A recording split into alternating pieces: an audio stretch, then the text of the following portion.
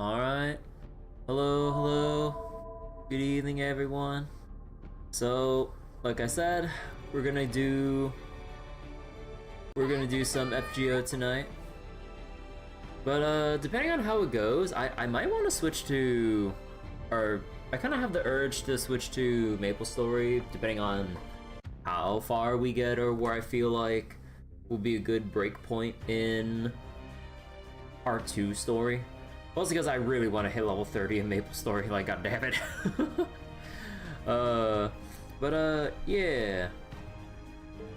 So, did a bunch of farming earlier for the summer event, and getting a bit closer with hitting 3 million and also clearing out the shop at the same time. But we still got a lot more days left in the summer event to finish that off. And then everything else can be focused on OC3.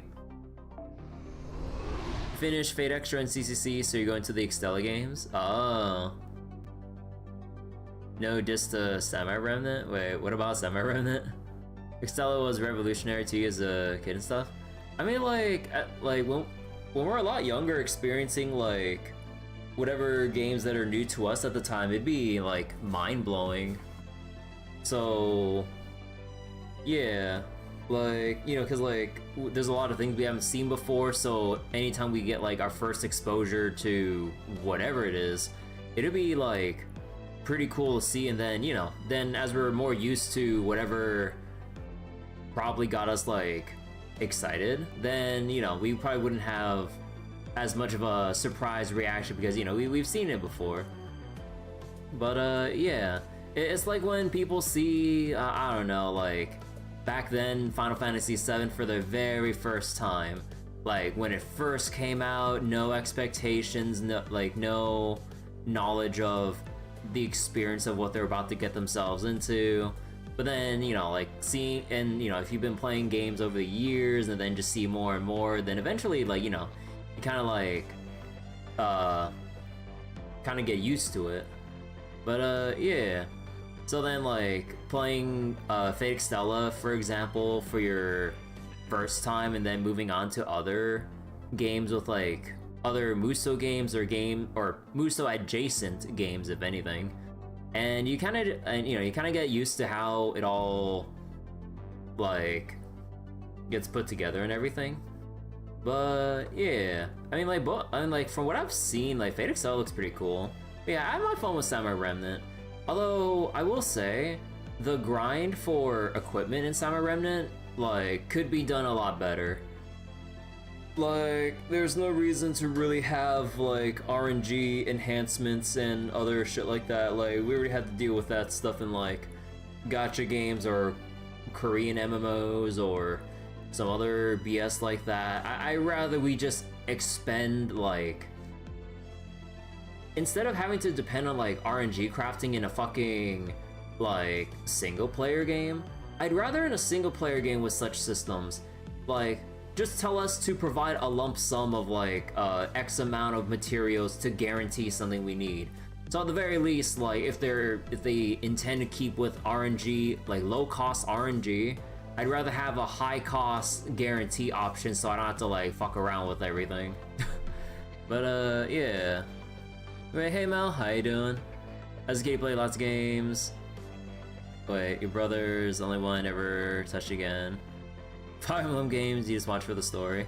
I mean, yeah, like, the Fire Emblem is, like, some cool story to follow along with from games I've watched, but yeah, I can never really get myself to, like, do full playthroughs of, like, Fire Emblem games back then. Or even now, because I just don't really, like, click with actual permadeath in story-based games like that. If it's like Darkest Dungeon, where your characters are, you know, replaceable and whatever, even if it hurts, you know, so to say, when you lose a character you put a lot of time into, you basically go through like, oh right, just get another one to fill the ranks. But then in Fire Emblem, where you're more attached to the characters and everything, like, for me, I don't really have that, like, mentality of being able to press forward when someone dies. Like usually in those kinds of games, I'm like, no, I want everyone with me. Even though that's not necessarily how it's intended to be experienced for Fire Emblem, because it's usually like, you know, for the most part, you basically like go through, you might have some tragic mishaps or very unfortunate circumstances come up, we roll with the punches and you struggle your way through with whoever remains. But I can't really bring myself to like go through that. But yeah, hey Abdo, how you doing? Nikkei got P3, 4, and 5 collab. Yeah, I saw. Although the big crime that I see, they made Aegis and SR. I'm like, bro, just make all three of them SSRs and just make Aegis it like a welfare or whatever. I'm just like, bro, that is evil. Or I'm not sure how Nikkei does like collab units or if they do like freebies or whatever. I don't think they do, but I'm not sure. I don't play Nikkei. Nikkei's lucky. You're seeing a Curse of P5 collab on other gacha games. No, Rise or N low-key. I mean, like, with games like Personas 3 through 5, like, with so many people having their favorite characters, you're never gonna please everyone unless you include, like, practically the whole cast. Which, for collab events in a gacha, that's usually not gonna be feasible, or at least, like, depending on how they handle it, like, it probably wouldn't be easy to, like, handle well. So yeah, like it's just one of those cases of like, yeah, with so many lovable characters, they have to pick and choose who they actually implement. Might fall off now. Like we all joke about the Persona 5 curse when it comes to gachas, but like, Nikkei's still popular for whatever it's doing, even if I keep hearing some dumb things about. I believe the Shift Up CEO, because like I believe like he's like super pro AI or whatever, but like yeah, I don't know, like my friend keeps telling me some like dumb comments he hears from the Shift Up CEO and shit, but I don't know.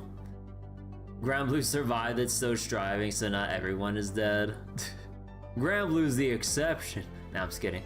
But yeah, okay, so it is time to see what part 2 is all about. Joker for Zenless? Nah, I'd rather not have Persona in fucking Zenless, please. Like, anything but that.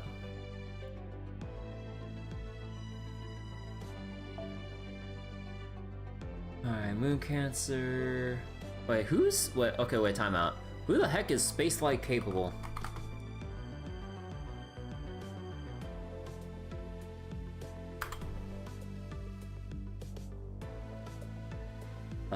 Space-flight capable servants. And... well, I'm free to use anyone apparently, so you know what?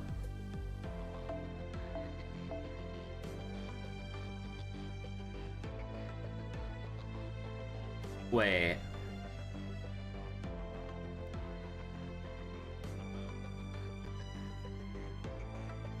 Am I missing? Wait.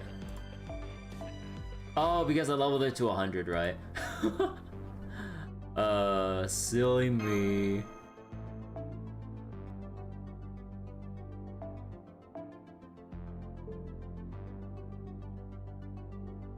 ZZZ is already a Persona game, basically. But yeah, how you doing, Ferali? Alright, so I think that's about what I want to have. Okay.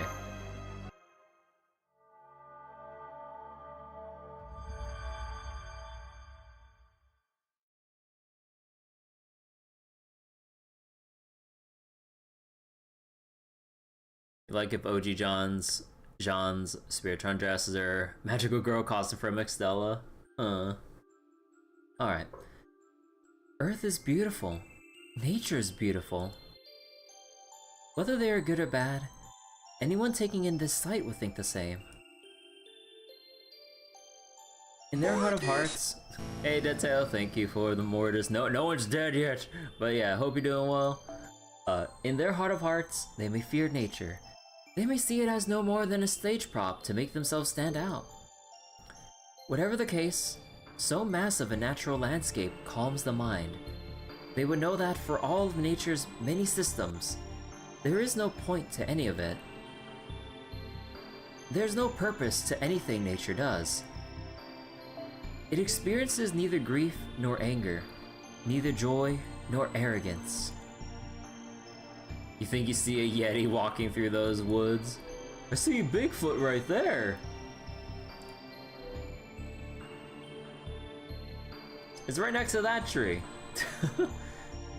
It has no feelings, and so is absent the elements of human society that make people lose heart. That's why it's so calming. That's why it's so enticing. People can sense that they belong here. No questions asked. But one mage said, Earth, nature, has a heart of its own. That's why it evolved to be so beautiful. It was a theory built on a view of Earth as Gaia, one single massive organism. If true, it would mean that Earth itself, that nature loves humans. If you want proof, just look at how it keeps flourishing. In spite of its resources being dug up, its waters polluted, and mountains of trash being piled atop it. As far as Earth is concerned, humans' environmental pollution is no more harmful than a first-degree burn. This planet has a lot of love to give. That must be why people feel its love is so beautiful. What nerve. The blood spilled from fishing, the ground contaminated from urban development. Wait, holy shit. Oh my god. Wildfires, desertification, depleted water reservoirs, marine pollution from illegal dumping. Yes, Earth does have a heart. It's just that her stage of life, the scale of her very existence, it's so much greater than humans that they are unable to see it. Oh my god, I want to take a picture of this. God damn. The ketchup. See here right in the distance. So, not sure RPG you played where everyone lived on a massive organism and tried to kill everyone. That's fine. Just look at this hellish landscape. At this scenery practically dripping with resentment. It was this fury, this pain of life constantly in flux that ultimately led you humans dying out for good.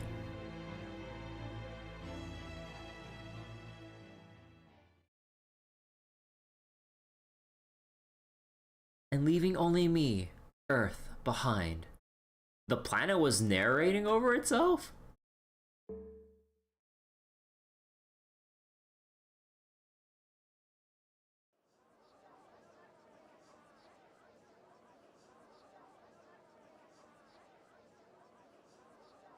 That almost felt like McLaren all over again. Say, what's going on outside?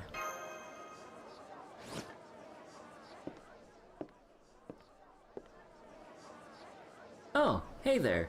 Did you only just wake up? It's almost noon, you know. It's not like you to sleep in so much. Never mind that now. What's all the commotion? Oh, that. We have a surprise visitor. Take a look over at Master Bucks.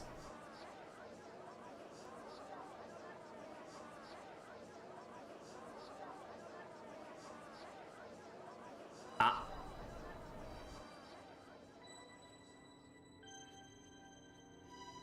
She looks like an actual princess. She's no ordinary servant.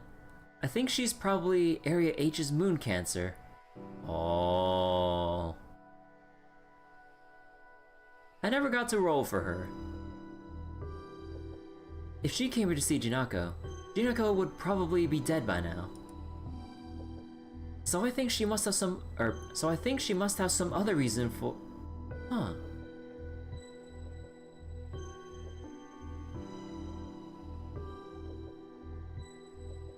Chakarine doesn't know what to do.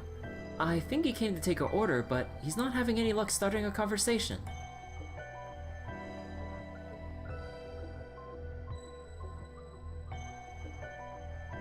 Two vertical jumps. Definitely a sign he needs help. I've seen it before. Come on then, Hakuno. Let's go help him. Nope. I just can't deal with servants who have, well, that face. Wow.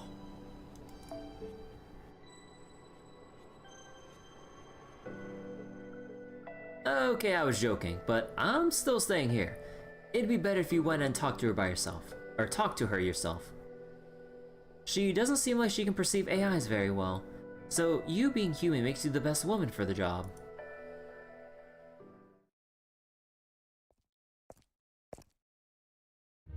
Hi there, everything okay? Kirby! Thank goodness you're here. This customer's having trouble. The touchscreen won't respond to her. It's because of the gloves. Take off the gloves. They're not touchscreen sensitive. She doesn't seem to know how to order either. I don't know what else to do. I know how to order, I just don't know what any of these drinks are.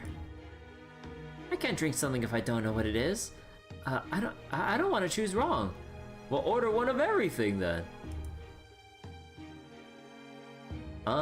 May I ask who you are? Are you from this town? Good day. A pleasure to meet you. I'm Archetype Earth, the Moon Cancer from Area H. I know this is sudden, but could I ask you to show me around? These AIs and I seem to be on different wavelengths. But you have a nostalgic scent about you, so I think we'll get along fine.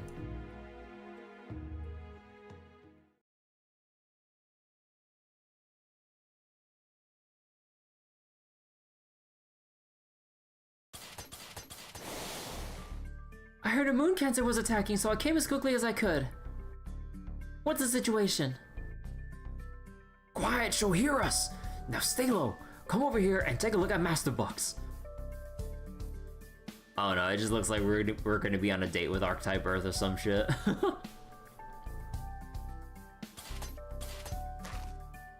Okay, I hope you don't mind me crouching next to you. Oh, hi Anthony. I didn't know you were here too. Yes, I am. I'd like to run away as far as I could, but this is a crisis for old Dubai. I was also worried about Kirby. But that seems to not have been necessary. Take a look.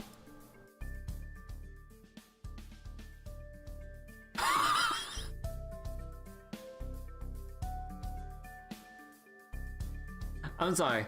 It's just so weird with the front-facing expression with the battlesuit Mystic Code, that when we look happy, it looks so weird.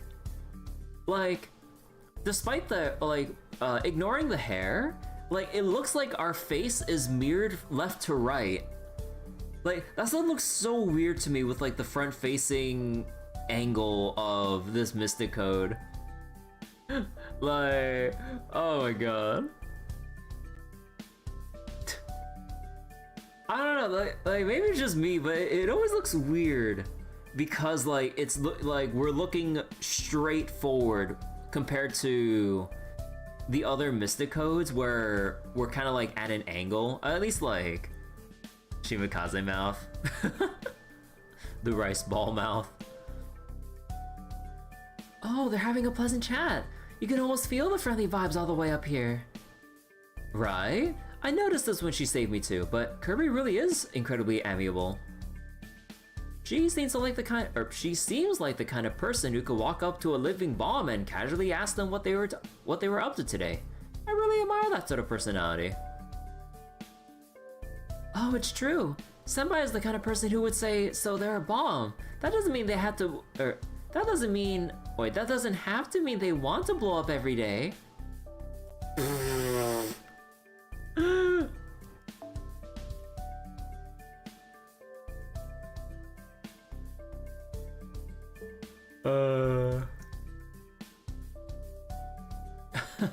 I see. It seems both you and Kirby truly have the right stuff. The right stuff? What do you mean? I mean that you two are both naturally bright and good-natured companions, and you rather talk than fight. Happy Mash. It's actually lucky that Kirby's by herself too. The lack of commands means the atmosphere is remaining decidedly non-combative. On top of that, the princess may be a moon cancer, but she doesn't seem to be very interested in fighting. Kirby was showing her around Main Street earlier. She clearly had no intention of attacking at any point. That must mean she's not here for Old Dubai. She probably wants to evaluate the Master Chaldea for herself. Oh look, Chakrian's bringing them lunch. Happy. It looks like Senpai ordered... French cuisine? Well, that's not at all her usual.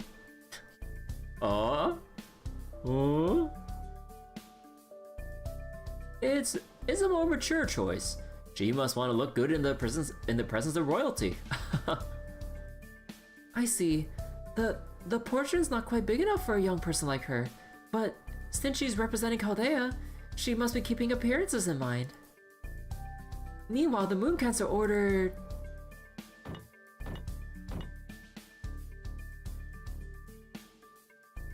a hamburger Mary meal that comes with a toy!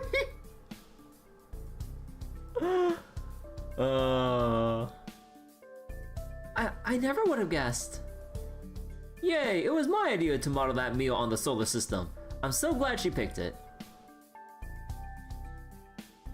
Well, looks to me we can leave them to their own devices. Sounds like her. Hey, Bryce. So this is what humans eat. I could tell a lot of work went into this meal. It was most enjoyable. And not just this lovely lunch, everything in this town is worthy of preserving. And the stories you told me of Chaldea moved me very deeply. The McDonald's special. Here's your McRoyal burger, princess. Thank you for treating me like a neighbor and showing me around, all without being frightened of me. I've never experienced summer vacation before. It's a lovely thing, isn't it? Thank you. You made my vacation. You are very welcome. Old Dubai is a wonderful city. I am a moon cancer, so I understand that technically it exists in opposition to me. Archetype Earth? Yeah, that's her name. But I no longer have any desire to fight you Chaldeans or this area's moon cancer. Besides, I never cared for the way this election is being handled. Just take the name. Don't you think the final boss of humanity's Annihilation Showdown is promising more than it can deliver? If moon cancers are going to compete to be the final boss of humanity, they should ignore the voters and fight each other. Suffice to say, I'm very displeased by the baffling choice to make this an election rather than a tournament.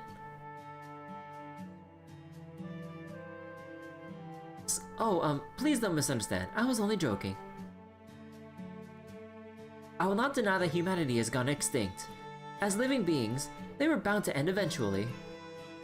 My preferred method of annihilation is to simply watch over humanity until it comes to an end. I have no intention of hurrying the process along myself. Do you know what I mean? Of course, although...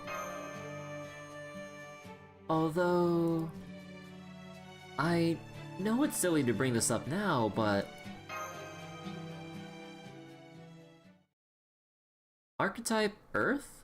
Is that really your name?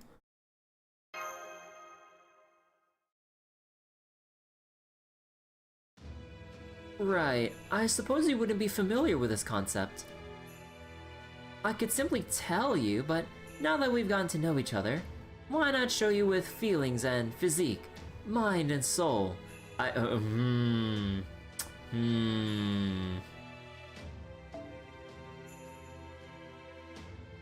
a fight, right? Yes, let us converse as though we were fire and ice coming together. Through a fight, right? May I have this dance?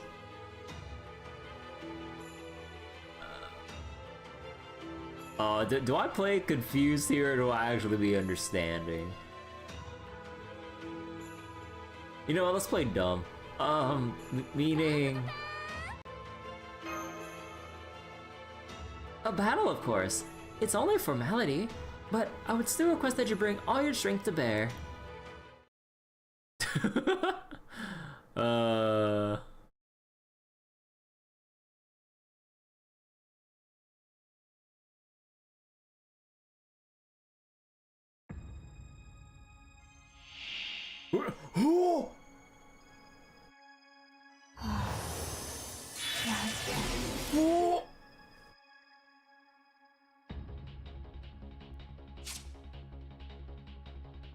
Resist charge up. Remove guts for self when attacking with noble phantasm. Oh. Ignore the guts. Yeah, yeah.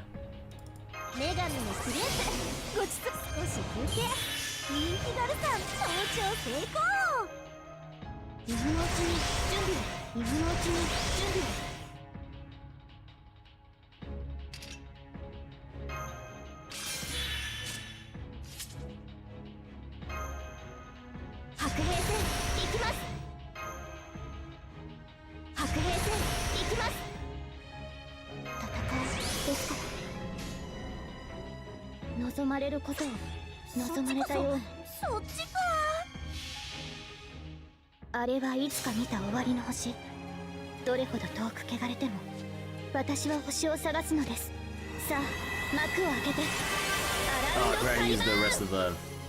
Try to use the rest of the mystic codes. メガスペースオープン。芽吹く荒野、溶ける王冠、可憐に散るバラのごとく。私の秘密、守ってね。そんなことが。行くわよ、ガルダハンタ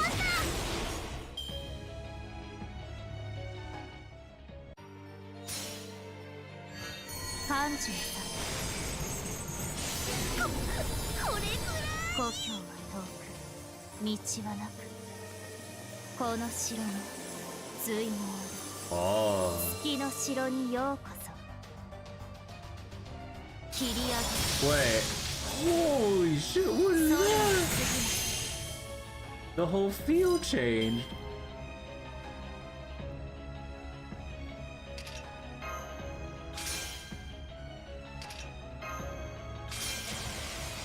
Doう？とっておきなのだわ。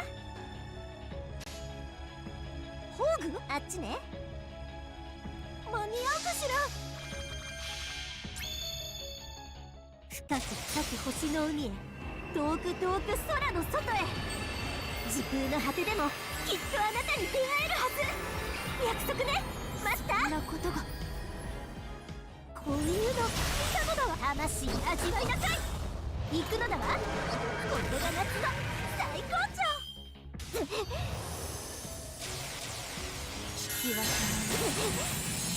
切り上げ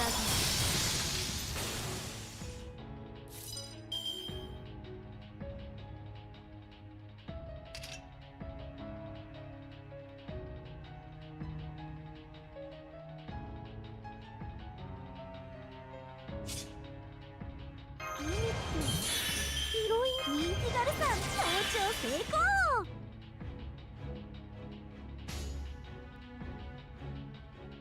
運命ですから。ホーグ、そっちか。それはいつか来る兆しの星。誰に呼ばれるまでもなく、あなたは星をかざすでしょう。アラウンドカリバーン。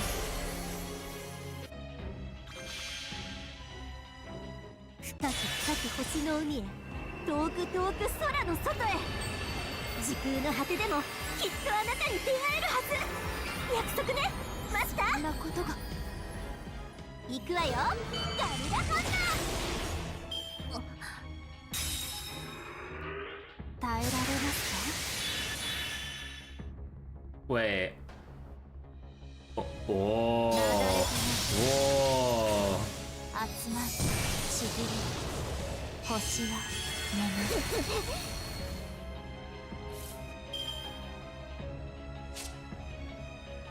Increase crit rate, crit strength when sustaining a crit. Increase charge and MP strength when sustaining an MP. Oh. What the heck? そっちか。負けないぞ。もちろん。よーし。そこは逃げない。やっ。Oh shit. Oh shit. 切り上げ。星は眠る。切り上げ。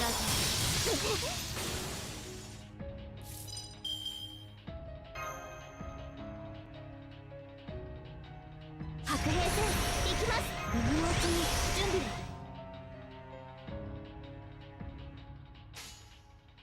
備。運命ですから。そっちか。間に合うかしら。それはいつ This か来る isn't 兆 just し Arc の fighting after all, she's in 誰に呼ばれるまでもなく Ultimate One? What does Ultimate One mean?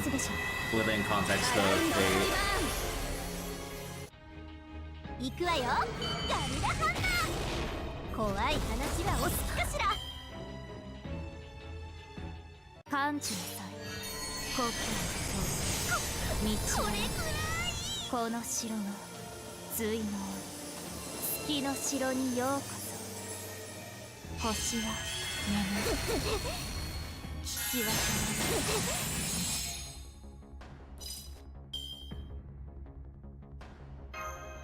ない。やだな。An Ultimate One or Archetype is the apex life form of a planet. Oh. どう？とっておきなのだな。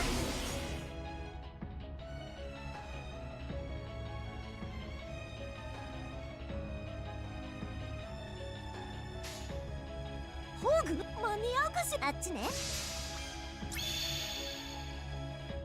深く深く星の海へ、遠く遠く空の外へ。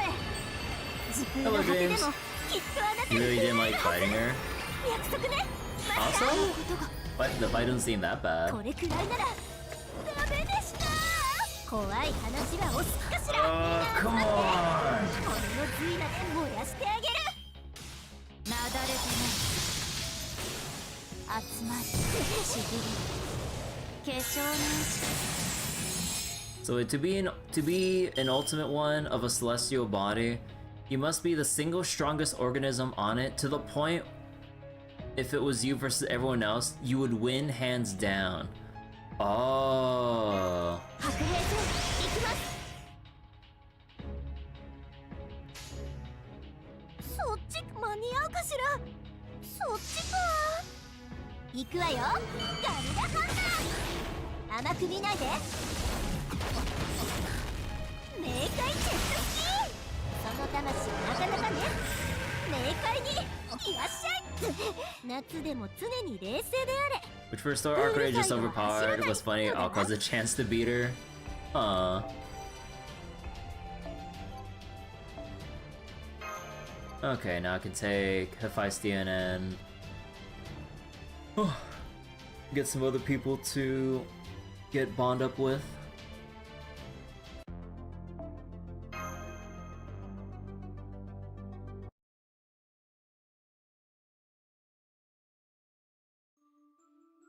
Carbon, oxygen, hydrogen, helium, untold amounts of gas and interstellar dust. So wait, an Ultimate One can also warp reality around the atmosphere of their home, which is one reason why Ort is so nasty, since his home atmosphere is immediately deadly to humans. Oh. These are the elements that come together over the course of almost 1 million years to finally form planetary eggs. This process is not especially rare. It could hardly be called special or exceptional. In space, this is a daily occurrence. So common is it that it exceeds the daily birth rate of any civilized society. And just like chicken eggs that fail to meet quality standards, most planetary eggs disappear as swiftly as they are formed. The problem is what comes after.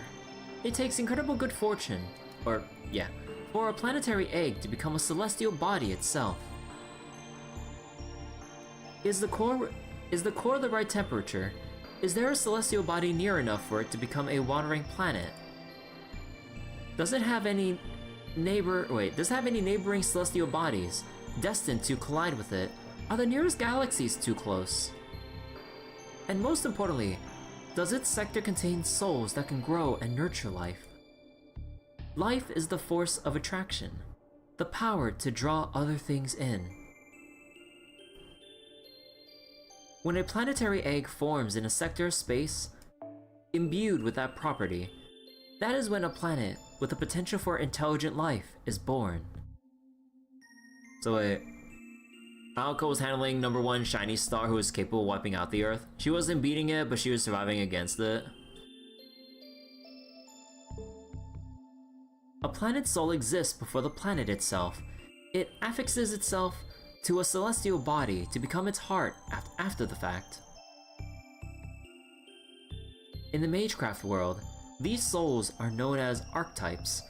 They are the models for all creation to follow. However, just because these archetypes existed before planets does not mean they were the first form of life. They are at their core mind and soul. Materially speaking, they may as well not exist at all. At this stage, archetypes fall under the same category as divine spirits and planet-born elementals. They only become life forms after the fact. Once intelligent life has begun to grow on a planet, the archetype realizes, oh, I see. So this is what we looked at our initial illusion, in our essential conclusion. And by dreaming, they are born. Wait, let me see.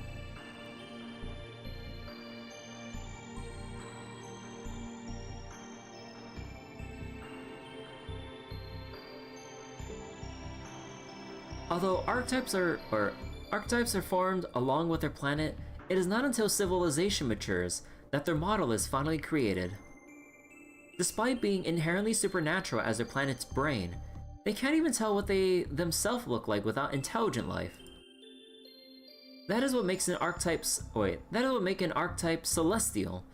They are a given planet's ultimate form. However, celestials are still only concerned with matters pertaining to the entire planet. They have no interest in the intelligent life forms growing on the planet's surface.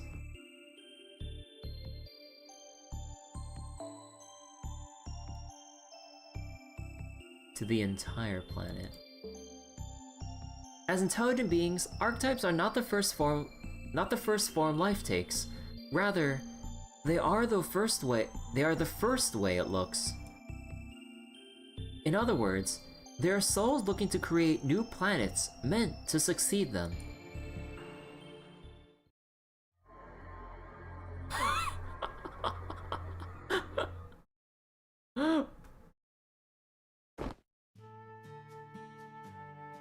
I felt like my mind was expanding.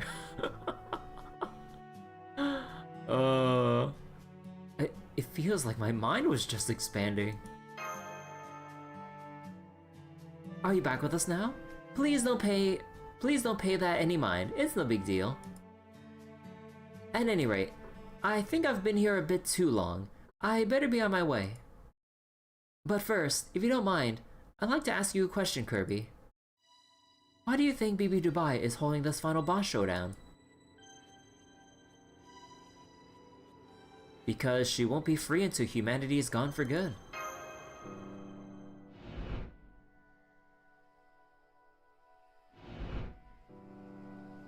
Oh, I see. Yes, that could be part of it. She'll never be able to leave Moon Dubai as long as humanity exists. However, as I see it, BB Dubai is unable to make this decision herself. And not one of the intelligent beings on Moon Dubai has the answer. So this is also confusing even with what you know of the lore. But you think she was saying that intelligent life is the larval form of a celestial body. Huh. I know we just like read a whole bunch of stuff earlier with like what they were talking about, like archetypes and celestial bodies and stuff, but a lot of this is kind of like still going over my head with like how high level like the whole concept of this is compared to just like, I don't know. It's amusing to read, but I'm just like, oh my god.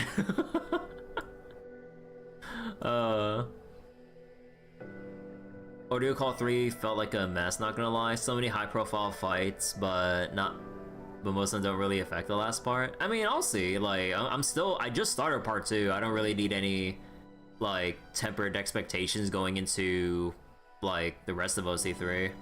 But I mean, I'm having fun so far.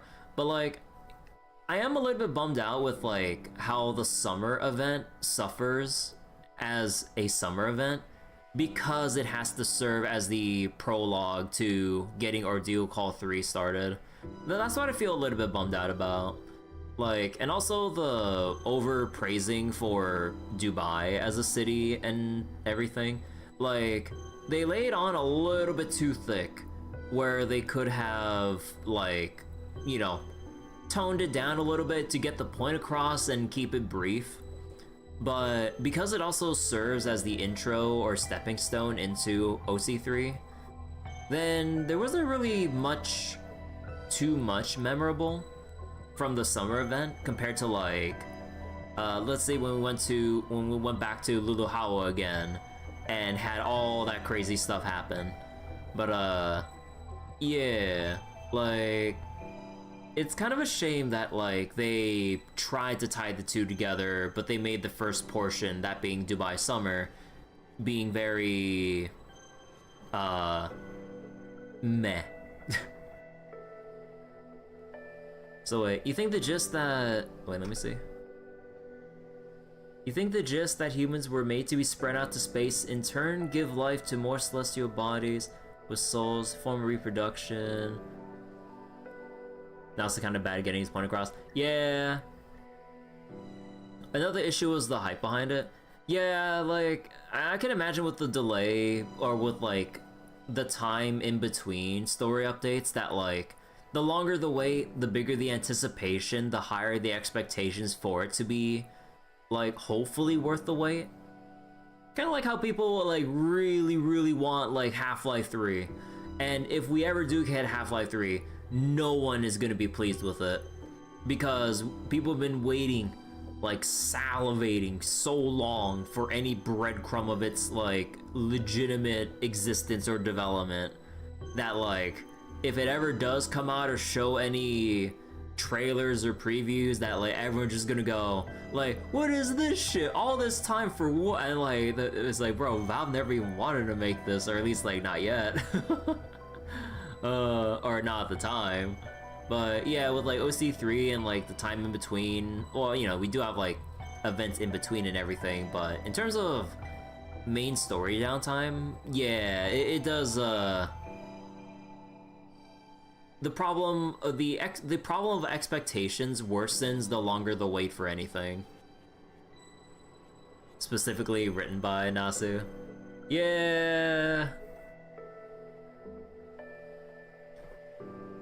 So she's collecting samples of various extinction theories with the intent to choose one of them.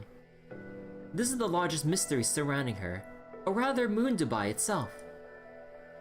Why is she searching for a clear reason for humanity's extinction, when the fact of their extinction is already beyond dispute? And for that matter, what did annihilate the people of Earth? Solving this mystery falls to you, visitors from the 21st century.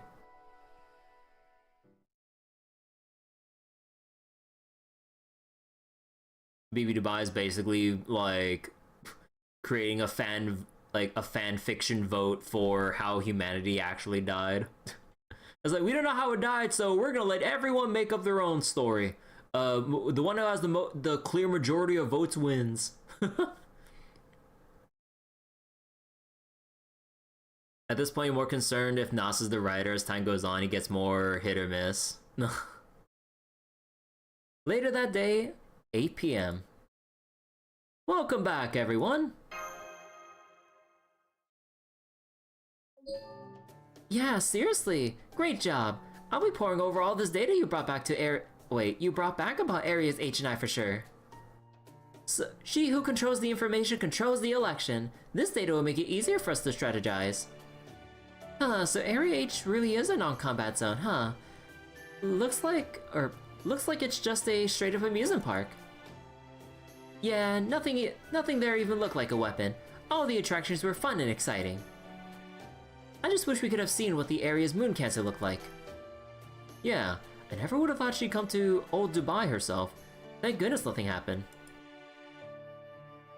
Quite right. At worst, she could have killed Lady Jinako and Master both while we were away. But fortunately, it looks like her visit was happily uneventful. Just knowing that Area H's moon cancer, Lady Archetype Earth isn't our enemy is more than enough. CL. What is it, Miss CL? Something on your mind? No, it's just... Well, are you sure that moon cancer was really Archetype Earth? From what you've told us, she sounds nothing like the Archetype Earth I know. You are familiar with her, CL? Huh? Well, I've never met her or anything. I do know the same things about her as every executor, though. The Archetype Earth I know of is a true ancestor vampire who has no common sense, thinks of only herself. Can't read a room, and causes trouble everywhere she goes. They say not even grass grows in her wake. So she's a walking natural disaster? Right, imagine a hurricane that's always bouncing around on its axis while it moves. That's her in a nutshell. At any rate, it's good that we know who Area H's moon cancer is now. I think we can afford to wait and see how things play out with her. What about Area I? What did you find out there? They've stopped producing mechanized soldiers. Now they're building something near the Ferris wheel. Lady Seal believes it's some kind of transformer station. A transformer station? At the Ferris wheel? What's that lion thinking? Is he trying to attract votes by offering free rides or something? Well, anyway, in that case, let's wait and see what he's up to. Besides, if the Ferris wheel starts working again, it'll liven things up for all of Moon Dubai. I, for one, fully support Moon Dubai getting more recreation facilities. These AIs clearly need all the fun they can get. Alright then, once the Ferris wheel is back in operation, let's infiltrate Area I, and bring along plenty of snacks. We can thank Edison for contributing to Moon Dubai's development and serve him up an Iron Fist of Justice all at once.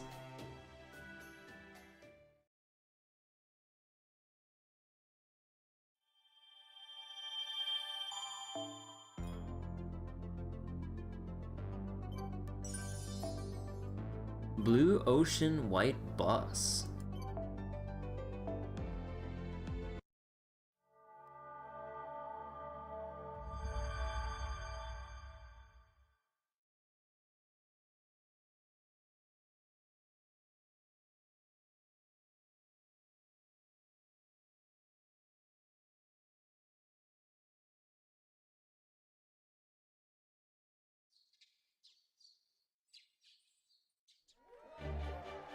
Extra, extra! Get the scoop on today's big news right here!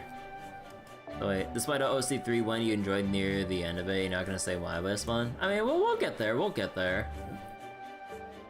Like, in due time and everything. There's an ocean on Moon Dubai now. Oh, wait. I was not paying attention. The ancient beach in Area A is back in business. Okay, I know I said this place could use more recreation facilities, but opening a whole ocean? I mean, we're still in the middle of an election here, right, Kirby? I don't know about that. Looks like the others can't wait to go.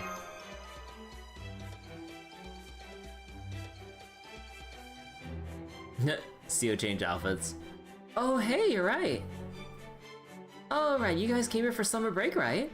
No wonder floaty rings and suntans look good on you. That does not apply to me. What about you, Jinako? Are you coming too? Me? Nah, indoor gal here. Always have been. I might just be able to handle an amusement park, but a beach? Way beyond me. You guys go, have fun. I'll stay here and relax in my own equally fulfilling way. Like here, check out the current area poll numbers.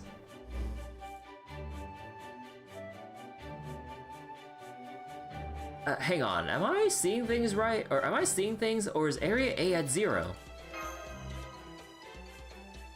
Yep, it is. Area A never had many votes to begin with, but they went down to 0 the moment they got this ocean.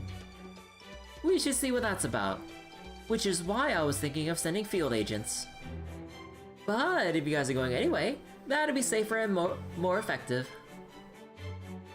Oh, whoops. Anyway, like I said, don't worry about me. Just have fun and find out what you can about Area A's moon cancer.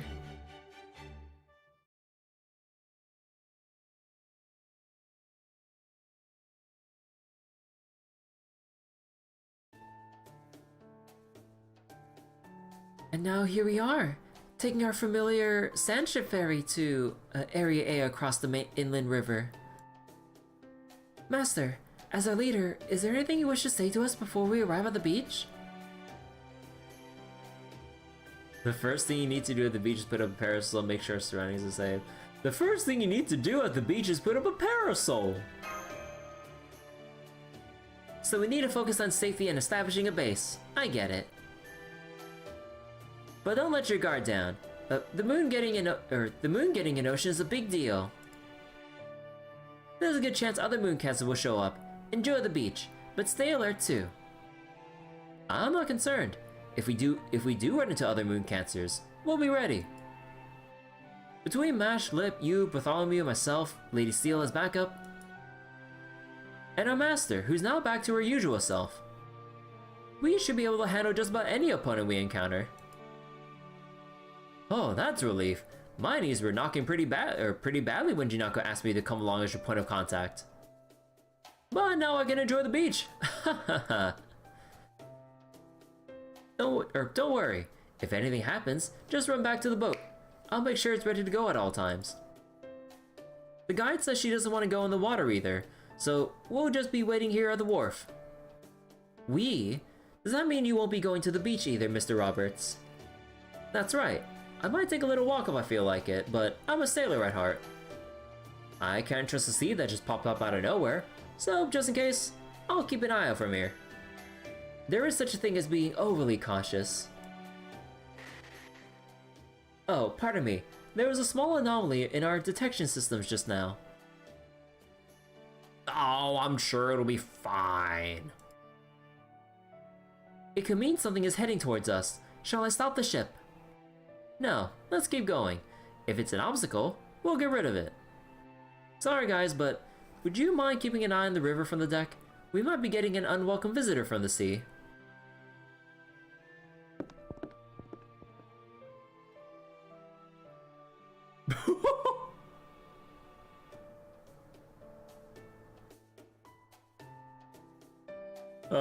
BB Cosmo.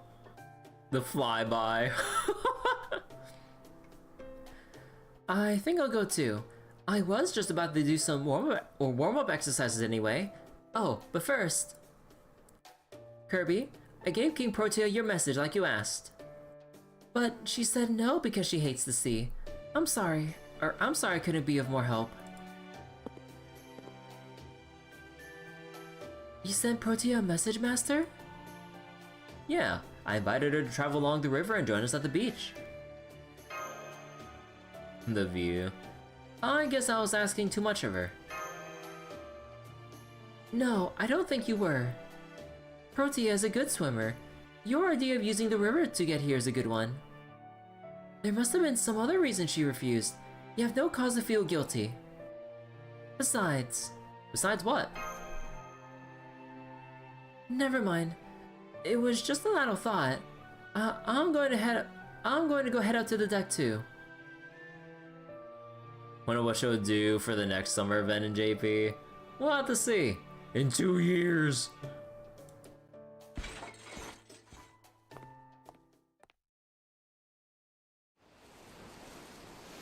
I'm here. Is everything okay? Master, we have, unexpected development. Take a look up ahead. Woo! No way we're missing out on a new rec facility.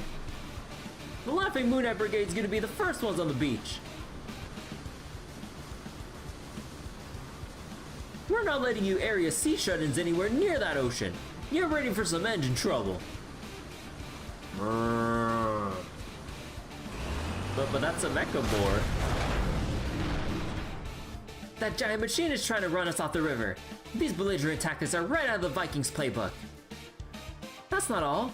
It's practically teeming with knights all trying to jump onto our ship. It looks like...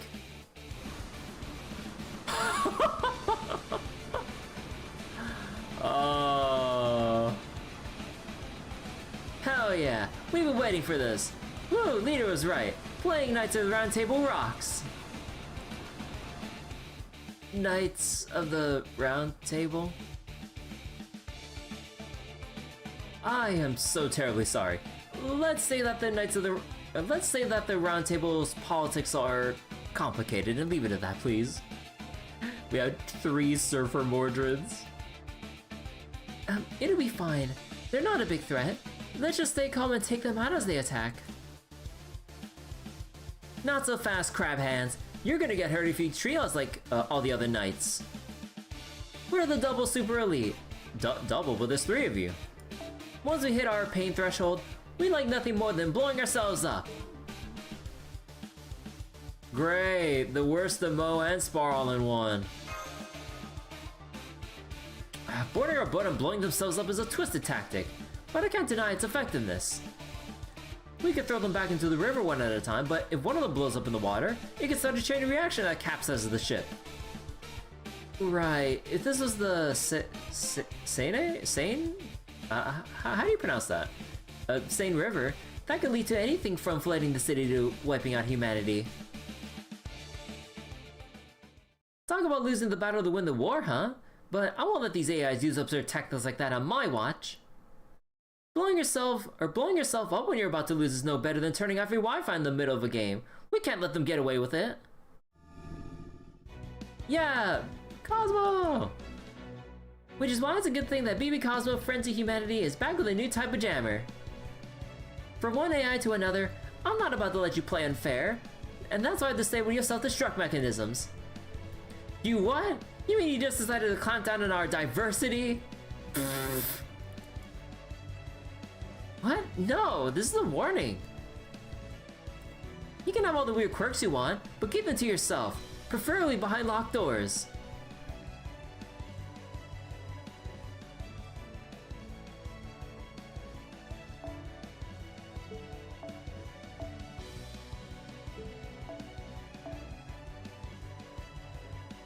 Oh. They just go with BB Cosmo. Alright, let's see. Cast Aratoria. Probably... Mamo.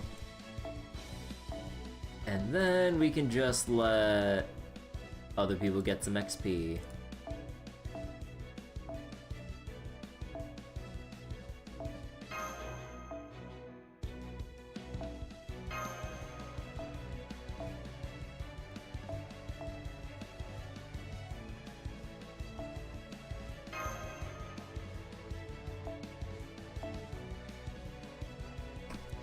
So wait, lawful good. Neutral good. Chaotic good. So I was considered evil, right? Yeah, neutral evil, so she wouldn't benefit from that. Ah, well.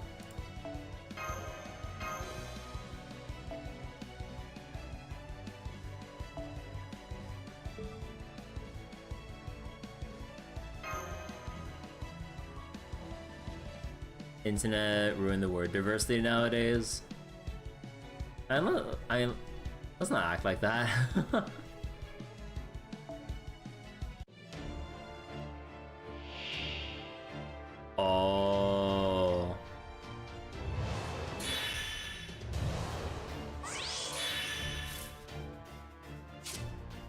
Inflict damage to all enemies. It can't be that bad, right?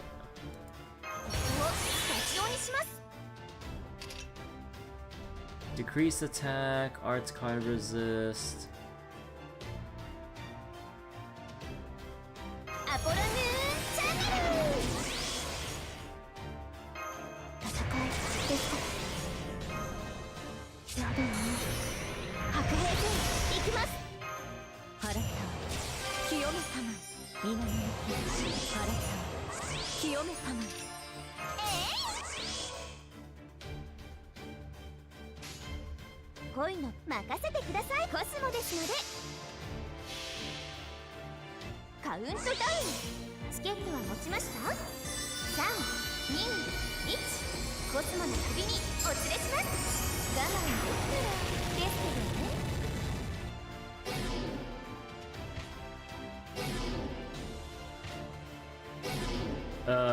The jamming.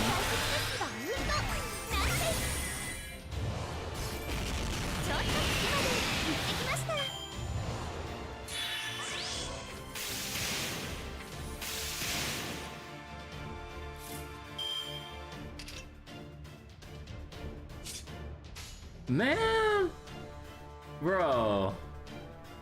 Where's the rest of the BB cards?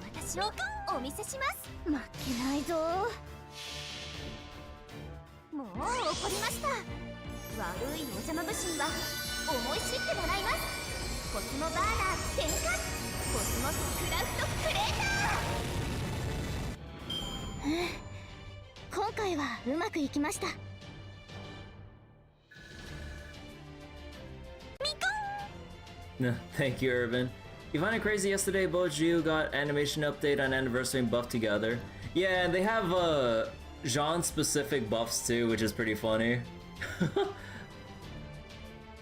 They want to use Tamamo instead. I mean, part of me wonders if they're holding off from any further Tamamo buffs until like the release of Fate Extra Remake. Because I feel like they're waiting for buffs, Fate Extra related buffs, for the actual release of the remake. But considering that it's kind of in limbo right now, maybe because I believe they're trying to find a actual publisher to work with, because they don't have one anymore. Like, I think that was what was going on, right? But yeah.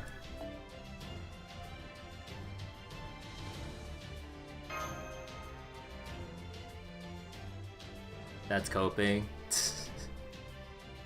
I mean, usually they like timing this stuff if they can help it, but yeah.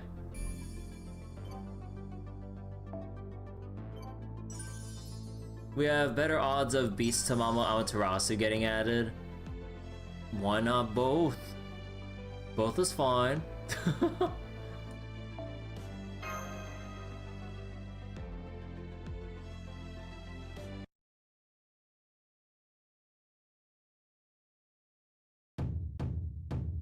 Umida. Well, it really is the ocean. There's even a hotel in the distance. Yep, strictly speaking, it's not an ocean, but it sure does look just the kind, but it sure does look just like the kind you would see on Earth. The view from here is amazing too. It's just as magnificent as the one we saw in Dubai. Ah yes, this beach reminds me of the one we visited together. So wait, Kazuju got a pretty good curse damage related buff. Saber Geo once you make make Jean into a DPS. Given the sheer love Tamamo, sheer lack of love Tamamo's gotten in this game, it will not be both. Someone at Type Moon has a hate boner for Tamamo. Yeah, Nero has gotten a lot of things by comparison, huh?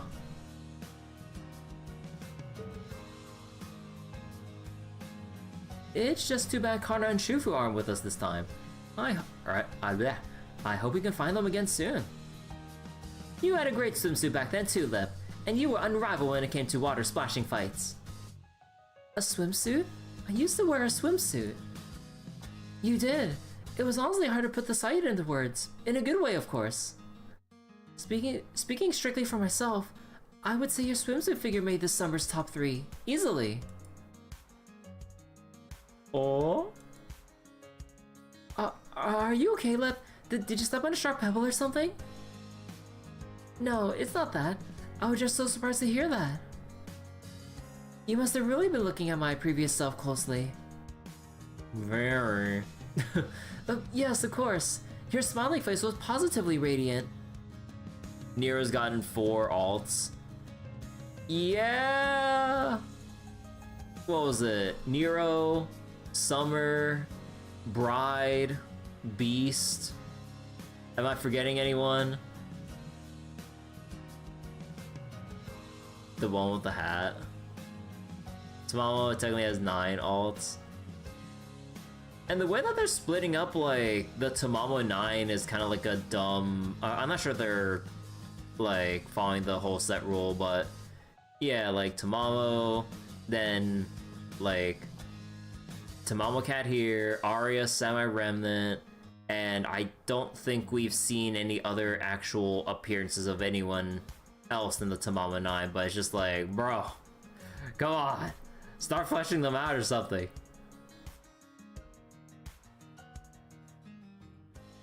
Nero, Bride, Summer, and Draco. Okay. Very nice. We definitely shouldn't bother them now, since they're getting along so well. So in the meantime, how about you and I deepen our relationship a little, Senpai? If you're here, does it mean you can enter the city now? I sure can. I finally completed my Moon Dubai Jammer. Sorry it took so long. But from now on, I'll be with you every step of the way, Master. Don't worry, I'll take care of everything. Oh, but first, I should tell you what I learned in the desert region. Let me call the other servants back from their fun on the beach, and I'll regale you with another BB channel super exposit.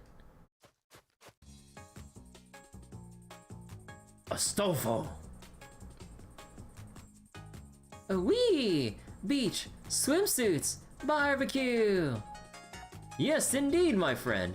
Gaze upon those waves. Feel the sun on your skin. I've never been more glad to be summoned to Moon Dubai. And now behold this diamond skin shining so brightly as to put even the sun's radiance to shame. What?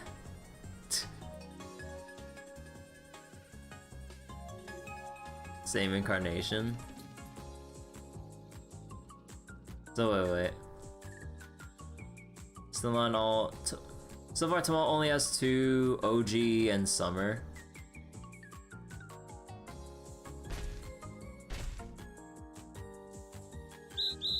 One, two, 1, 2, 1, 2.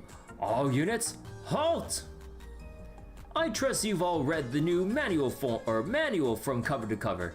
Then deploy your formations. Yes, sir, Mr. President. Commencing Operation Beach House.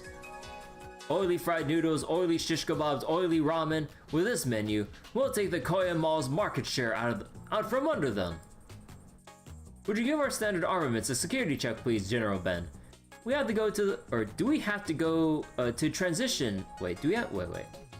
Oh, do we have the go to transition into cook mode? All good. You can all store your armaments in this container. There will be no future for anyone who would ruin this beautiful scene with ugly weapons. Anyone except the President's Secret Service who will be allowed to carry air guns as the minimum necessary protection. Sir, yes sir, reluctantly arming ourselves with air guns now, sir. Mechanized Soldier Secret Service.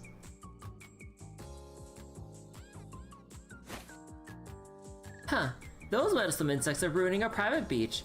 Hang on while I go swish them, okay? Wait, not so fast. Let's just wait and see how this plays out.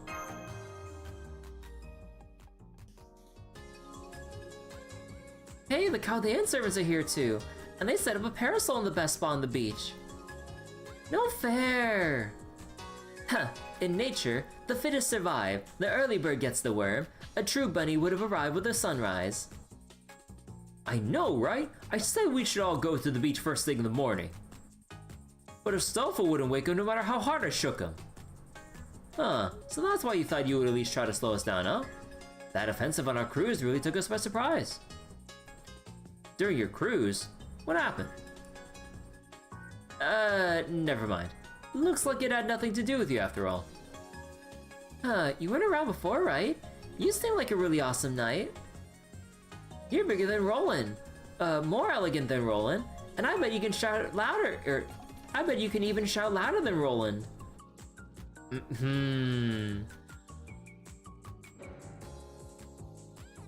Man, I'm so jealous of all the cool knights you Chaldeans have. I only got one. And it turned out to be Roland, the one I trust most, so that's nice. I'm not lonely or anything, but still, no fair, right? No, he's blushing.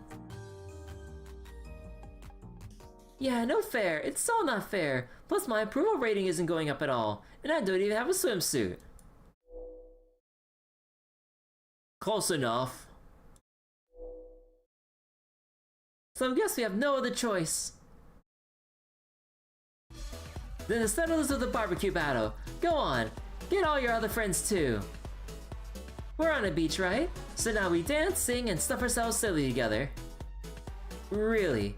You're not going to fight us? Why would we fight on a beach? Exactly, Rabbit Knight. Wait right here. I'll go get Master and the others.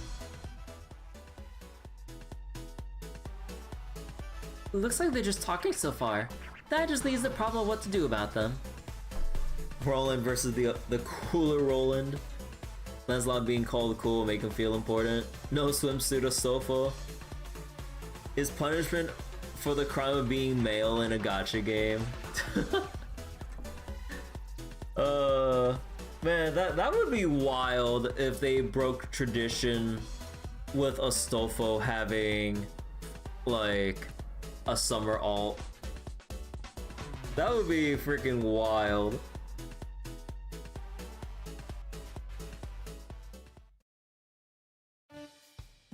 Passion Lip, my goddess of destruction. To think we would meet again here of all places. I knew it was the threads of fate itself that bound us. No, better, the threads of profit sharing. Technically, Nobukatsu does have his summer ascension. Is he male? Yeah, like Astolfo is just male, but Astolfo just loves cross-dressing and screwing around with people. Today is the day your one-of-a-kind assets will finally be mine. Hands off. Equip whatever options you like. Price is no object. Yikes. No, you rejected me. You clearly meant it too. Why? What am I missing? I thought anyone would be thrilled to wear high-spec accessories. I am the president of a first-class company, so it is only right that I should possess a woman wearing first-class weaponry. Jesus Christ. The only reason Astolfo's not listed as male in-game because he hates no-show gender restricting people? Oh. You and I are made for each other. Can you not see that? Do you hear yourself? Nobody gets to possess women. Keep away from Lip or answer to us. What's that? You're challenging me to a duel for Passion Lip's hand? No, that's exactly the kind of thing they're telling you is creeping Lip out. Thomas, I'm sure you're aware of this, but... Yes, I know, we're not going to fight today. We didn't fight nuts and bolts to make it all the way to Area A for that. So you are here for a reason then. Is it to investigate Area A's moon cancer? Ha ha ha ha! Why else would we be here? As soon as I heard there was an ocean now, I knew right away. It would make for the perfect company retreat. Which is why I must respectfully decline to fight you today. I'd hate to disappoint my soldiers. No, our top priority for today is throw a beach party. I'm especially looking forward to General Ben's Navy-style curry. Curry? More importantly, I see now that I was being creepy. I should have been more respectful of the young lady's feelings. My Overdrunk company would never force anyone into a position they did not wish to take. We want our employees to join the workforce of their own volition. Forgive me, Passion Lip. It won't suffice as an apology, well, you're welcome to make use of our beach house. We're planning to include every possible attraction one could have at a marine resort. A pool, a beauty salon, a restaurant, a submarine, the soldiers' dance performances, and magic shows, you name it. So I hope you'll enjoy them as our guest of honor, our lip VIP, if you will. Ha ha ha ha. Still creepy. Well, things are looking peaceful here too. Do you think? Oh yeah, it's party time! I have no idea what's going on here. Don't worry about it, it's just beach stuff.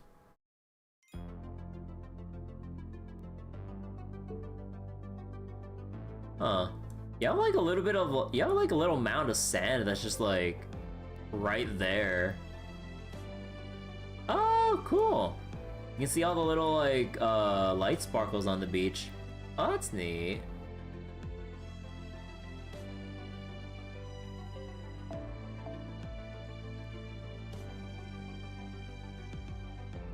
Huh.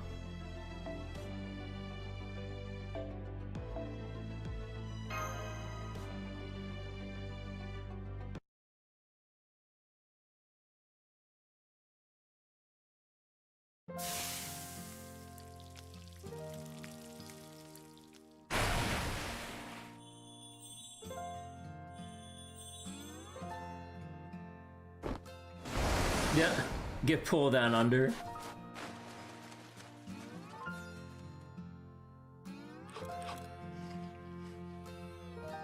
Navy style curry.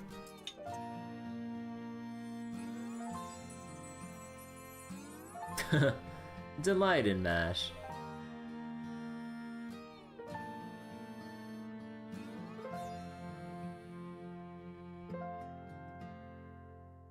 Nah, even Passion Lips having fun with the fun ambience here.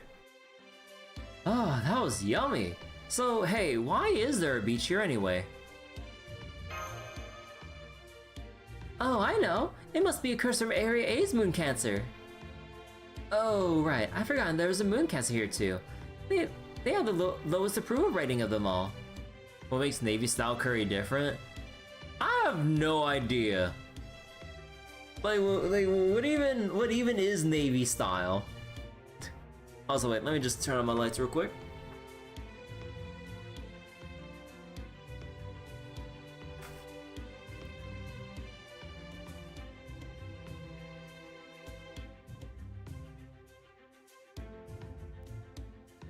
It's from the Navy.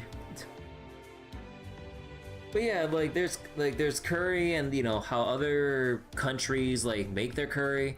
But then what's Navy style, and what kind of curry like is it to start with, and then have a Navy spin on it?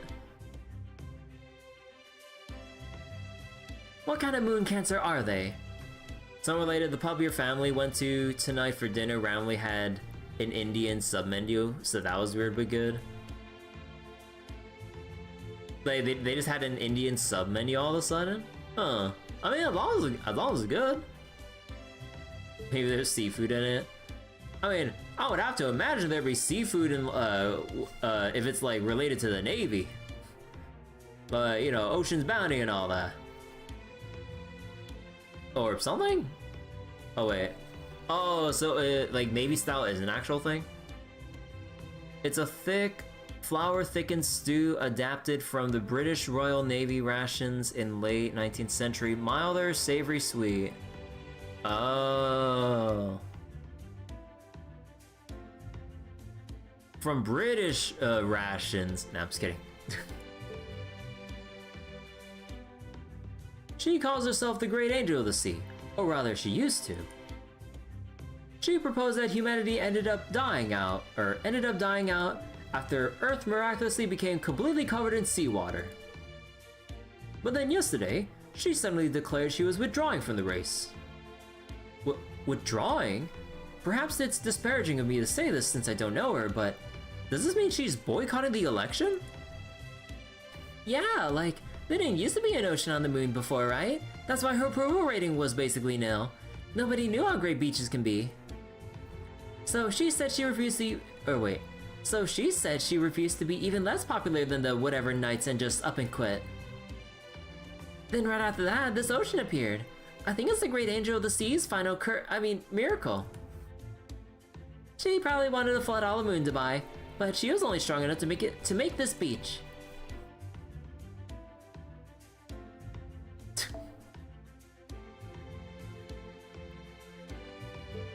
Oh come on, no one would be that never mind. I would argue with you, but I could actually see that. Oh come on, no one would be that never mind. I wonder what this Great Angel of the Seas master is like. Maybe they're a marine biologist AI or something. Area A's master is Ryudai. He's the third generation who used to be a well-known academic before becoming an AI. Remember the start of OC3, Dubai BB? What do you mean? We're back at the beach. What do you mean? It's just like the beginning. When you got to this point, you're wondering if she had mind control everyone into being her younger siblings, but nope.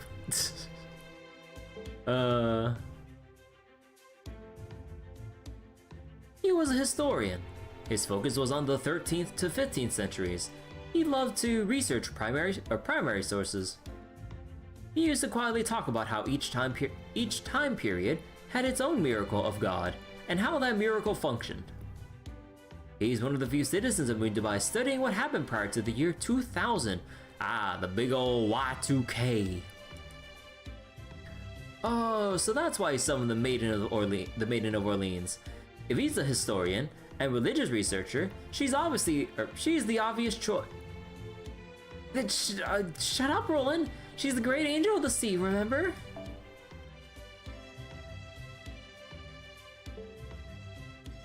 Do you happen to know this Ryudai person is here as well? We've been looking for him ourselves, but no luck so far. If you find him, I'd appreciate it if you took him into your custody as quickly as you can. Huh, you make it sound like he's royalty or something. You're both masters, so isn't he your enemy? Enemy? Of course not. Our purpose was to summon mooncancers, that's all. I certainly never signed up to fight any of the other masters. Nor did I. I respect Anthony's human rights. We are equals. We would never try to kill one another. But Ryudai is important for a different reason. He used to be the mayor of Moon Dubai.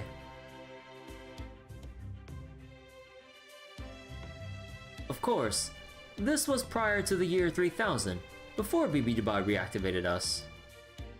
What's anyone's favorite Ordeal call up to 3 here? The Avenger chapter. Avenger chapter was pretty cool. Could I ask you something about that? You say BB Dubai reactivated you. Does that mean everyone on Moon Dubai had shut down before then? If so, why? Was it an energy shortfall? Or was it because the people of Moon Dubai decided to cease their operations following the extinction of humans on Earth? I'm sorry. We don't actually know that either. All I know is, I woke up one day and noticed it was 3000. I then checked my logs and saw I'd been shut down for almost 30 years. The shutdown period varies from AI to AI though. Some of us were shut down for nearly 100 years. But then one day, BB Dubai woke us all up at once. That's right, BB Dubai reactivated all the citizens of Moon Dubai. She then proposed the final boss of humanity's annihilation showdown. The people of Moon Dubai agreed to support it. That was when Ryudai ceded his office to BB Dubai and became a regular citizen. I see. So this Ryudai guy must know more about Moon Dubai than the other citizens. Maybe he even knows BB Dubai's true identity. That would make him an important lead. Assuming he hasn't been erased, that is. No need to worry about that. Even if something happened to Ryudai, he'd be up and reactivated again in no time. Even Musashi is likely still alive somewhere on the other side of the universe. We'll wait for you as long as it takes, Musashi.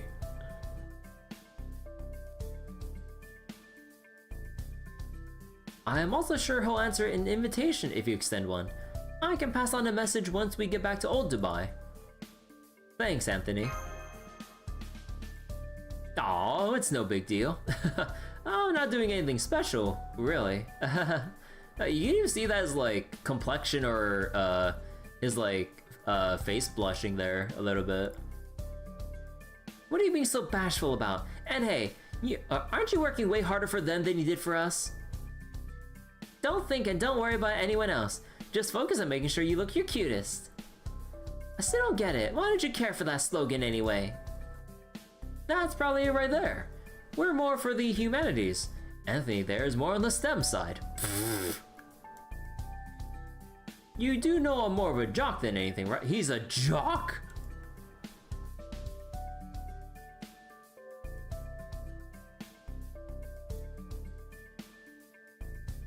So I was wondering, how'd you get Roland to join you, Astolfo? By which I mean, who in the world summoned him? Me? As Moon Cancers, we are allowed to summon up to one servant of our own. Didn't you read the election rules? Of course you can only call in heroic spirits you have some kind of connection to. What about you, Edison? You haven't summoned anyone as far as I can tell. No, I've never attempted to, because I've never had need of one. I'm the only true genius in this world. AI are all nerds by default, which means they get a free multi-class. A jock nerd. Cio might have her best swimsuit outfit for you. Personally I like Nikita's a lot. It's like simple but very like nice looking.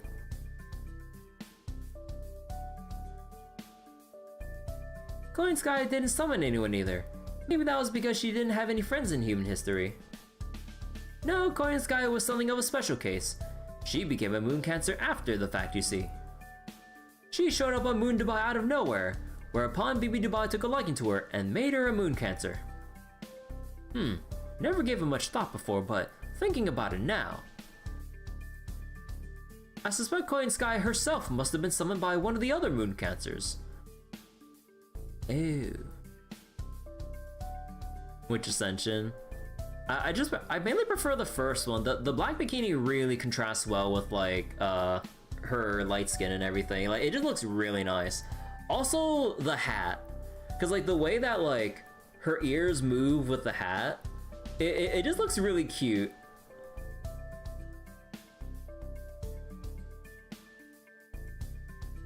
Though as to which it could be, I have no idea.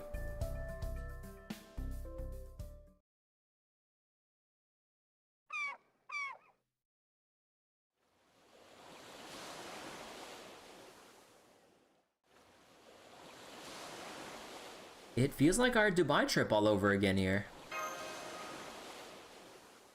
I agree. Lounging around under the parasol, looking out at the ocean after a lovely meal with everyone.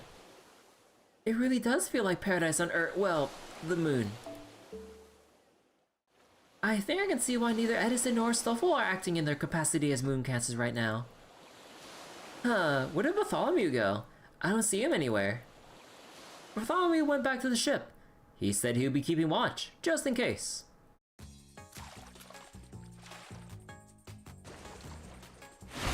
Yeah. Whee! Oh, damn! Water guns.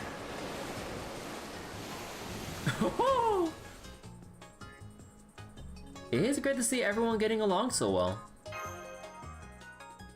I must say, I'm surprised about how reasonable, flexible both Ben and Anthony have been. Ben is our enemy. Astolfo's group tried to kill Anthony, and yet they're both treating everyone here like friends. Maybe AIs aren't as particular about friends and allies as humans are. Or perhaps they're just naturally welcoming. I don't know about that. I'm not sure what kind of evolutionary process Moon Dubai's AIs took to get here. But I do know they're the same kind of growing intelligence as humans, so I suspect their minds work much the same way too. AI started out as learning intelligences. They can make themselves grow and evolve without waiting around for humans to program them. Basically, they can modify themselves to become capable of things they weren't capable of before. I see. That does sound just like what humans do. Most of us start out being incapable of many things, and become more capable through self-improvement. But then, if that's the case, I find it even harder to understand. AIs are even more humane than humans, and they're also much wiser. Why would intelligent beings like that wipe out this world's humans? An excellent question. Old humans stopped being born around the year 2300, leading to the human race's eventual demise. In this scenario, humans went extinct in the process of becoming third-gen AIs themselves. Machines would see it as essentially the shutdown of an old production line, now made obsolete by a new model. A world like that will flourish under the new humans, that is, the third gens, and would never have any reason to die out. But they did, and so far, I've not been able to find a single reason why that could have happened. I actually talked about that with Archetype Earth.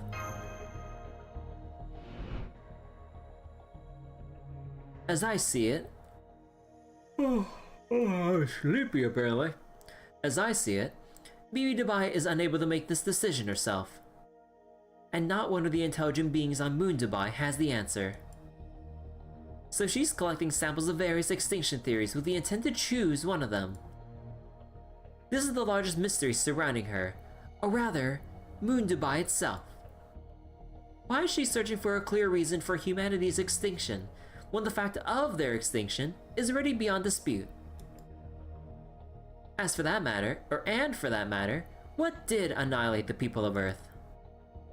Solving this mystery falls to you, visitors from the 21st century.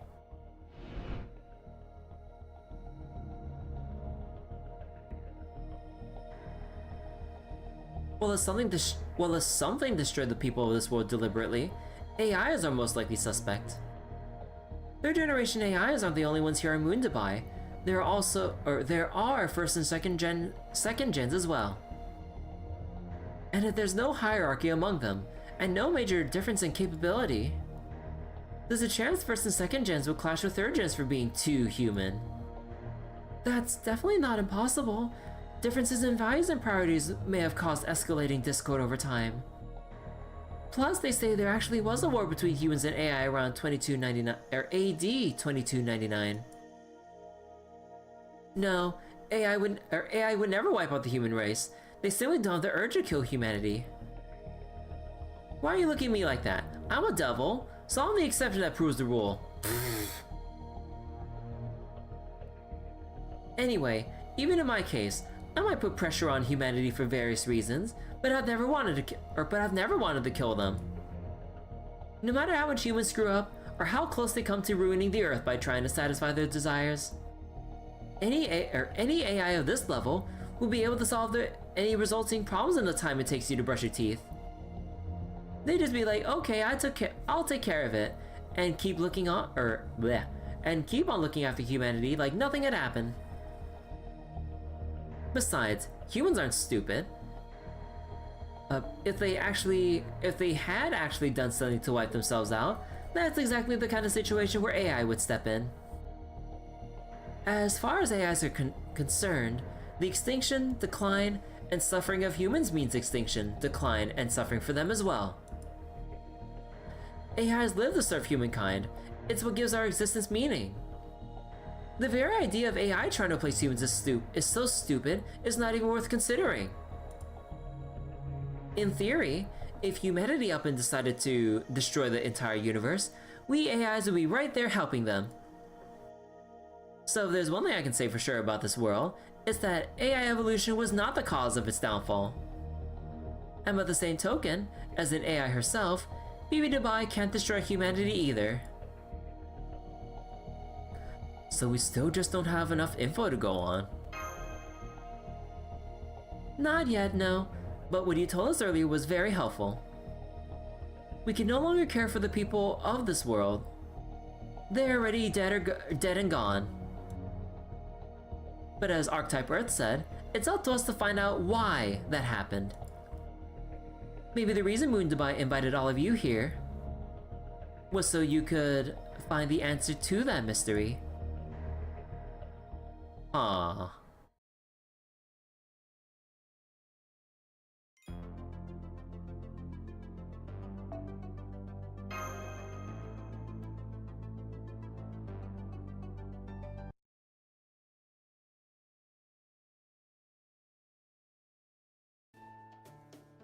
Almost sundown, huh? We should probably get going before it gets dark. The sea's kind of scary at night. See you later, Kirby. Oh, since we're rivals, whenever later comes, that's when we'll settle our score.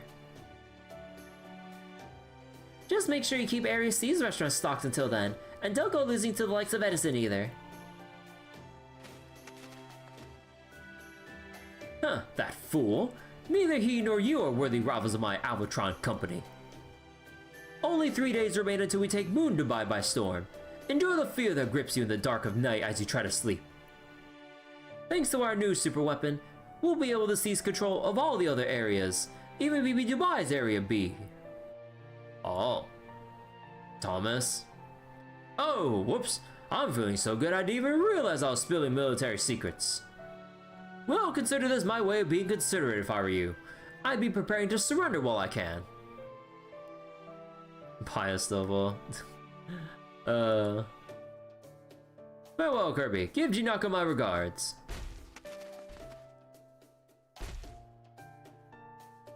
So what should we do now that the others, have all gone back to their areas?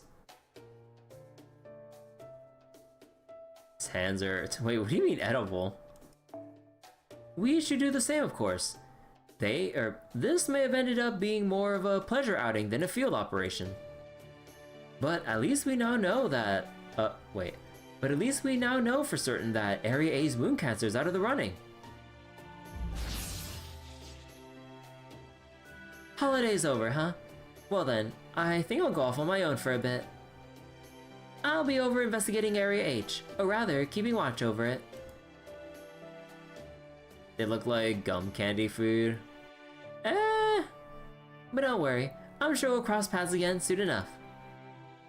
How do I know? Because there's no way that true ancestor is going to keep quiet forever. I'm certain she's going to show up and make trouble for all of you at the worst possible moment.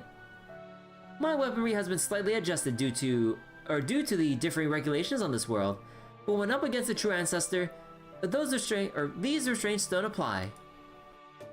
So I'll be saving my energy for the battles to come to make sure I can be as helpful to all of you as possible. Now pull for her. I already tried. I only got MP2 Summer Nikitich, and I'm happy about that.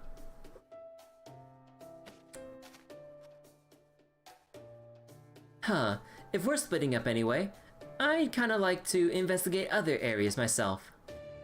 So you can look for Shufu and Karna, right? Yep, but I can't leave Area C unattended. I'm sure those two will be fine no matter where they are. Karna is incredibly strong, his heart unwavering. Shufu has the tenacity of an immortal. I wonder where she gets it from. Shufu? As in the legendary alchemist who went on a quest for immortality at the behest of the Emperor of China? Huh, wait, how do you know about that? I thought Moon Dubai citizens were interested in heroes. I actually am not sure why this is for myself, or why this is myself. But for some reason, I do have records of Shufu's research materials. Huh. I also have stories about the Amrita from Indian mythology, the herb of rejuvenation from Mesopotamian mythology, and other various stories of immortality from Japan, such as the timeless fruit or Yabikuni. Or immortality? Why would you know? Why would you have specific knowledge on this? Surprised I haven't seen Neck Arc with CL. Yeah, not sure. It's strange, isn't it? We new humans are already immortal. There was no need for us to continue that line of research. Still, I would like to meet Shufu for myself. I guess that makes me something of a fan. He's said to have been a great man who led many scholars, so he must have been an exceptionally dignified, distinguished man.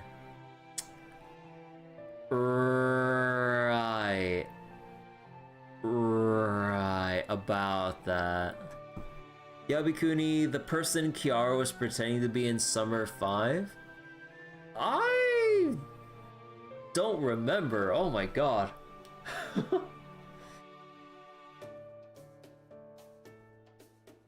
I'm only remembering like the silly stuff we got caught up in Summer 5. I don't remember the specifics of what Kiara did during Summer 5.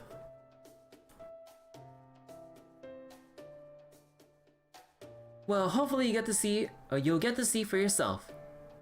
Anyway, let's head back to the ship. Bartholomew should be waiting for us there. Everyone have everything? Hang on, I don't see Lip anywhere. Oh, she walked off that way earlier. Said something about forgetting something. I bet she's fine by now. I'll go and get her. So wait. Buddhist priestess who accidentally ate mermaid flesh. Oh. Let me. The rest of you wait for us at the ship, okay?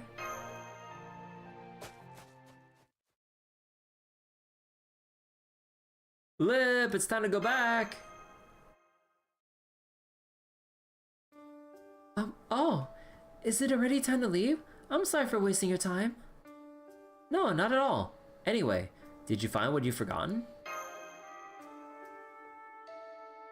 The foundation of your question is inaccurate. I did not lose or leave anything behind. I was just seeing if the scenery could help me reconstruct my records of my former self. It couldn't, of course. I didn't forget those records. I never had them to begin with, because they never existed in the first place. So there was nothing for me to recall. I'm sorry. Oh, there's nothing for you to feel guilty about, Master. I was only hoping to restore my previous self's records, because I thought it might improve my performance. The more motivated a unit is, the better it is likely to perform. And that's all this was. It just didn't happen to work out this time. Still, between Nikitich, Percival, Bartholomew, Mash, and you, my master who cares enough to come fetch me personally. I have recorded all your smiling faces. I have determined that will suffice. My previous self formed important memories on this beach. So now I will keep them safe, even if they aren't, strictly speaking, my own. You're talking about her identity fraud? I want to remember the summer I spent with all of you. Thank you, Passion Lip.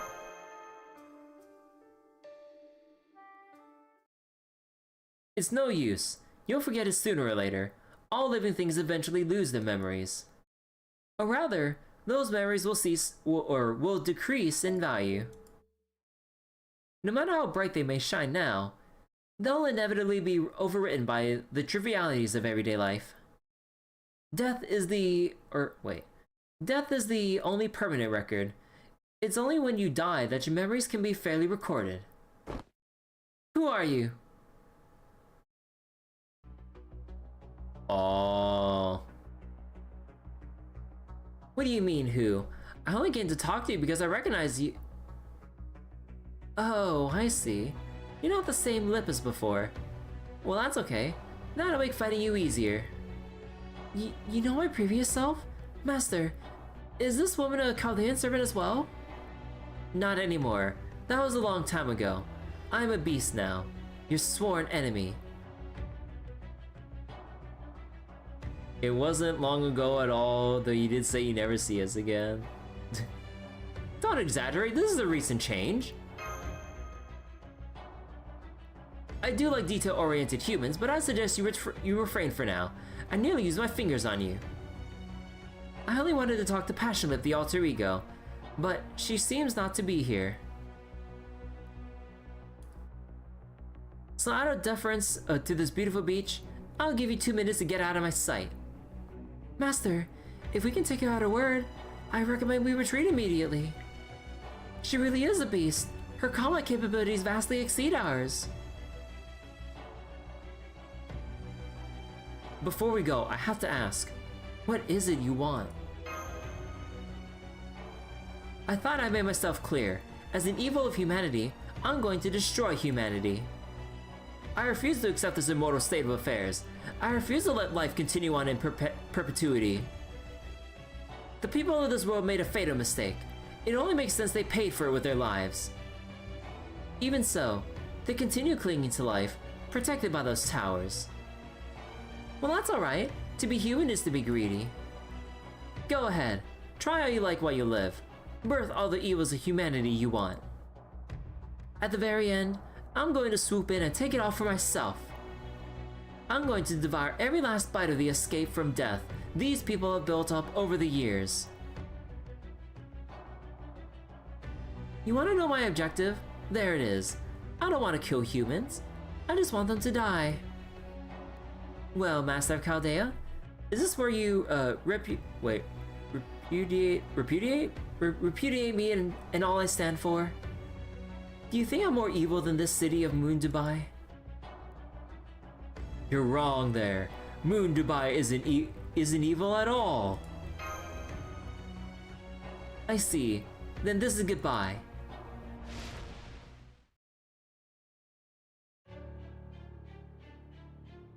Don't worry. I'll make sure you know when I'm about to start the eradication. If you want to keep the city safe, you'll need to defeat me before I attack a second time.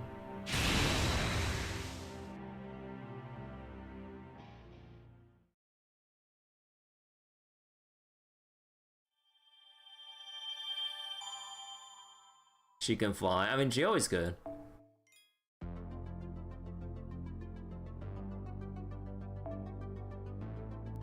Oh my god! Doomsday. Not Doomsday. Doomsday.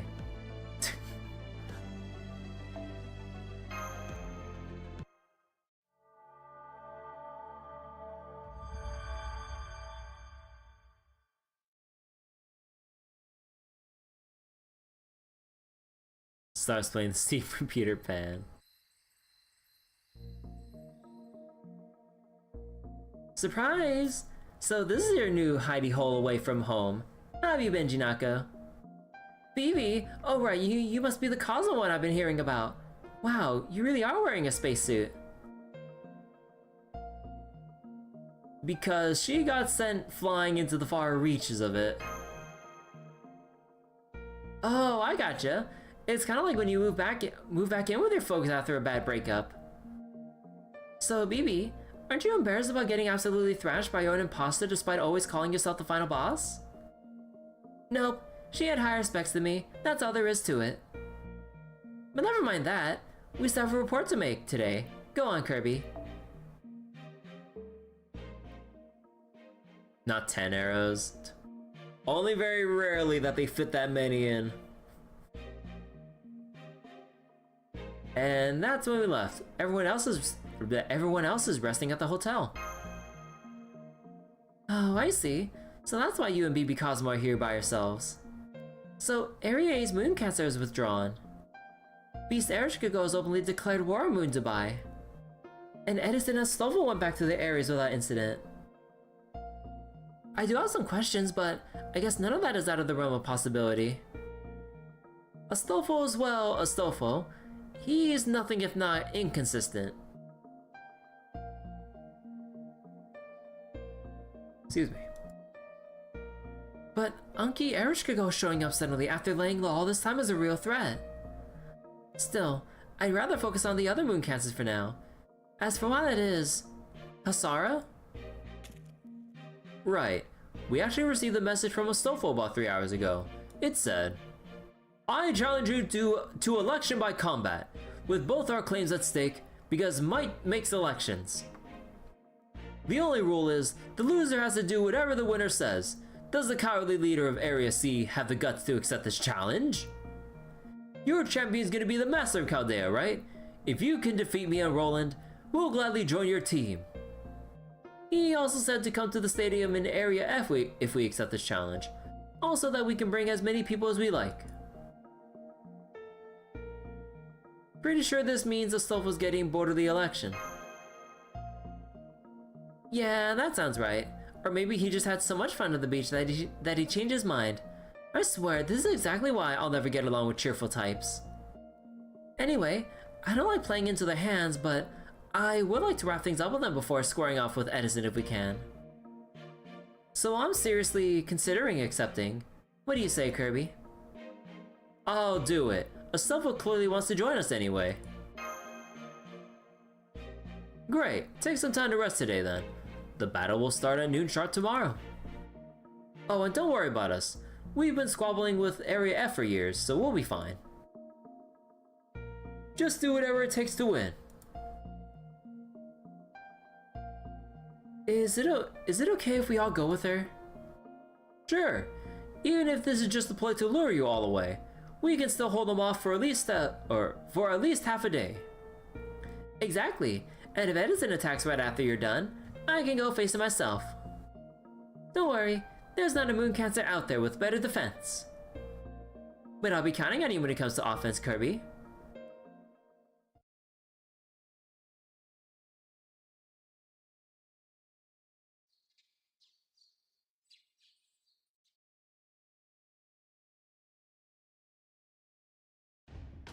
Is everyone ready? Yes, Master. I'm ready for anything. Same here. Now that we had a nice long rest last night, I'm prepared to fight 2 of the 12 paladins of Charlemagne. Oh, well, a long facelift. Something on your mind? Not especially. I just don't want to leave old Dubai undefended. But if I stayed here, it would be saying I don't trust Asara's militia to do a good job. That's right. We may not be able to fight against servants, but we can still defend our town. Don't worry about us. Everyone, please be careful. This may sound strange coming from me, but Astolfo truly is a first-class knight. We know. We'll win this election by combat and be back as soon as possible. Alright, we're off to Area F.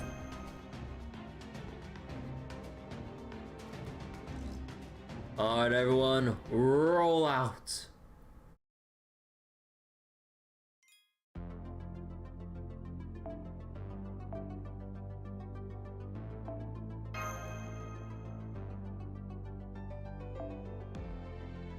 Oh, good. Hold on. Let me have like a quick little stretch break. I'll just go stand up from my chair real quick. Oh God, this heckin' heat wave is something, and it's not even the worst of the heat wave that's rolling on through my area. Oh my God. Like, it's gonna go like above 100 Fahrenheit for the next couple days. I'm just like, bro, like, end me, like, oh God. I mean, thank goodness for air conditioning, but even still, like, I'm gonna have to go out for tomorrow. So like, yeah, it's gonna be suffering. They have a paladin, but we have BB. Hold on, forgot to go turn on my fan real quick, so give me 1 second and I'll get right back to team selection.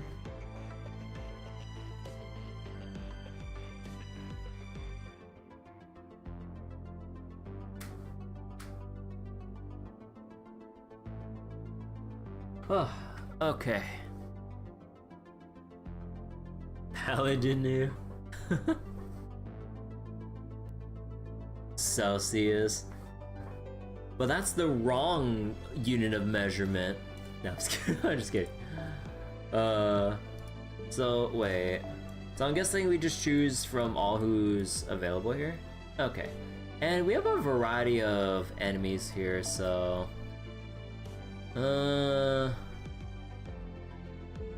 yeah, I'll probably just use BB Cosmo or something and just kinda go with that.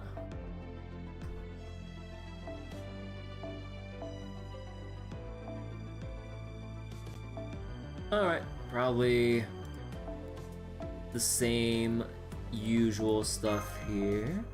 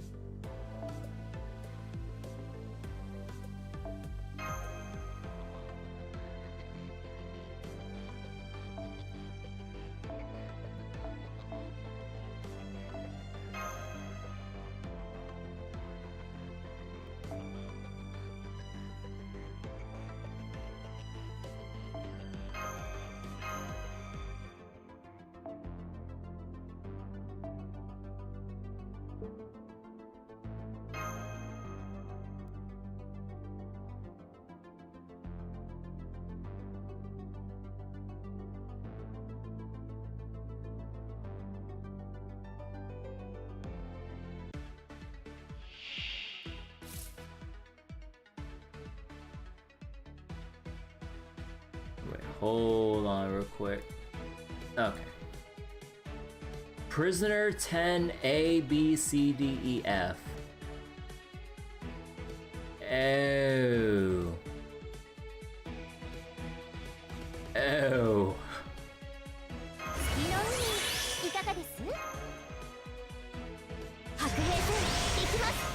腹た夢の兆し恵みとならん。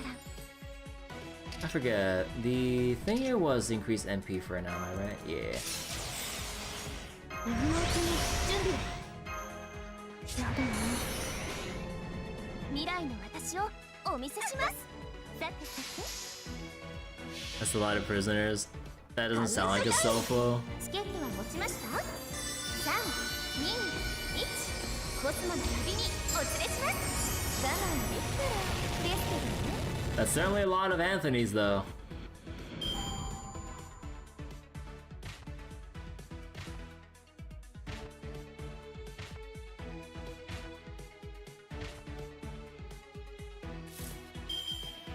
What the heck?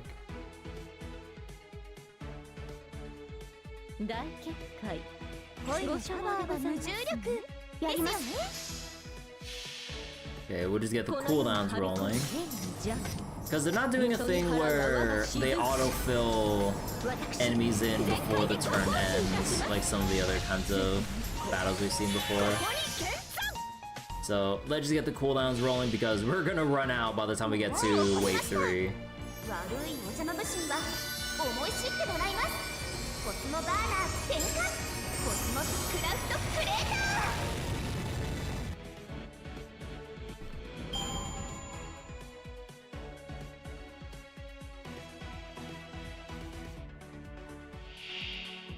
ー。 Wait, prisoner 100A through, oh my god.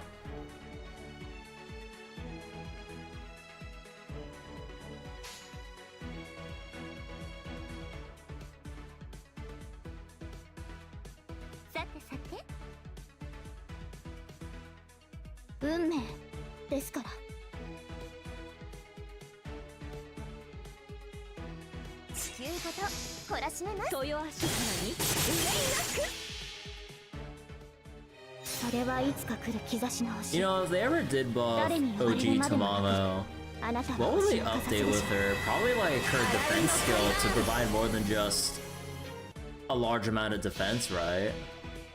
カウントダウン。チケットは持ちました？ 3、2、1、コスモの旅にお連れします。我慢できたらですけどね。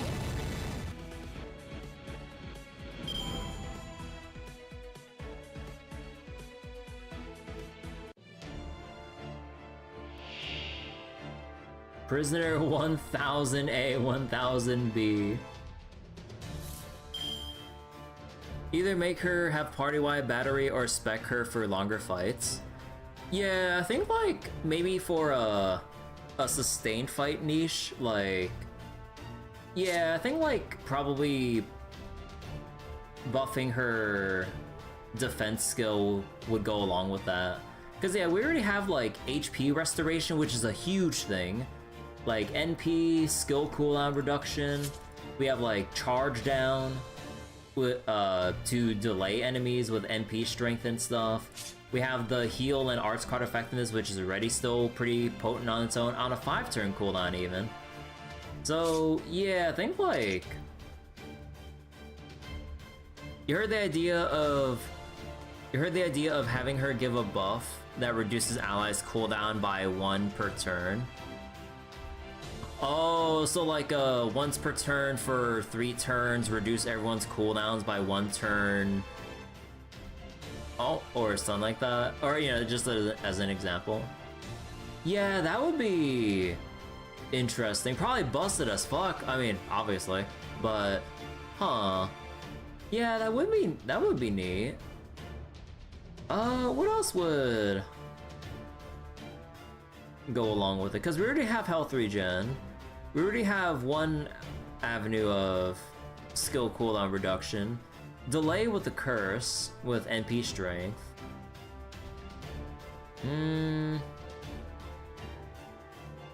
Yeah, not sure like what else they would really add unless like they just said fuck it and just make some other busted team-wide buff.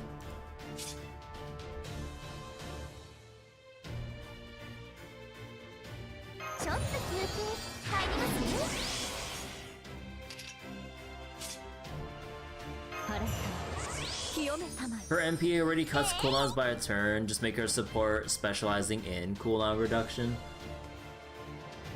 Yeah, like maybe maybe make it a targeted like faster cooldown reduction for someone specific or for one particular ally.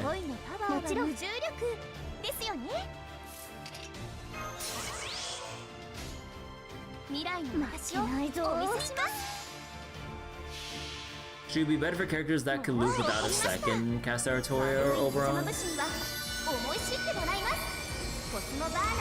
Cooldown or NP charge. Like do you mean the battery or do you mean like the overcharge up? But either way, yeah.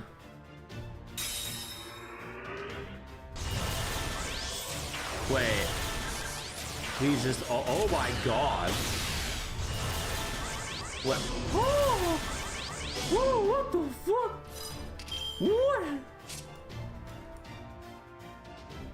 Skill seal, like, oh my god, they're just going crazy here.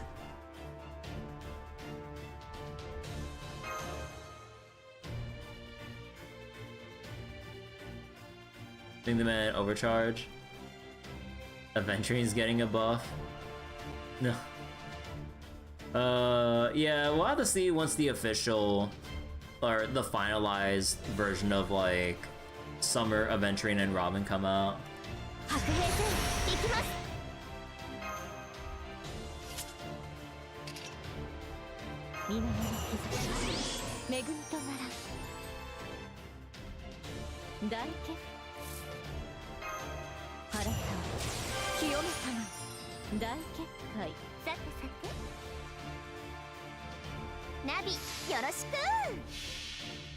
Crits would hurt.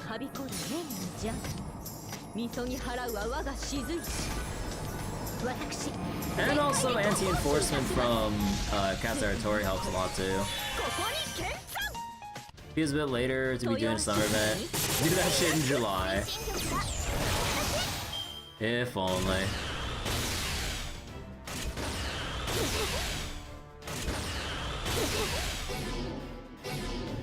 Skill seal.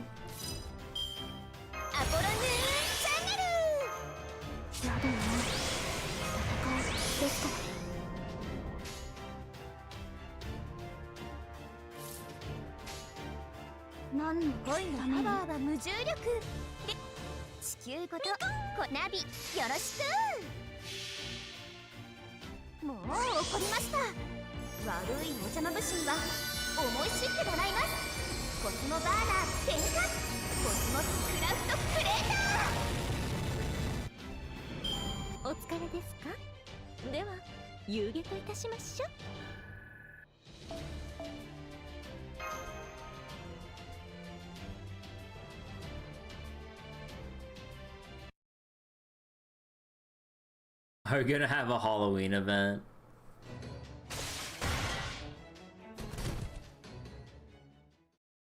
What was that all about?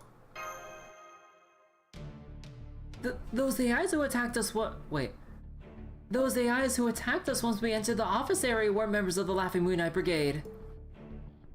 No, they weren't. The night AIs may dress gloomily, but they were all enthralling soldiers at heart. But those AIs were different. Their eyes were clouded by fear.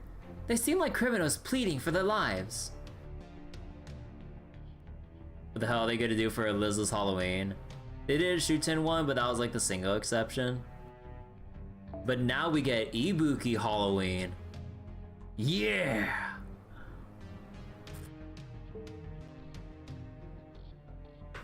They may have come here from a different area. Are there any servants nearby, MASH?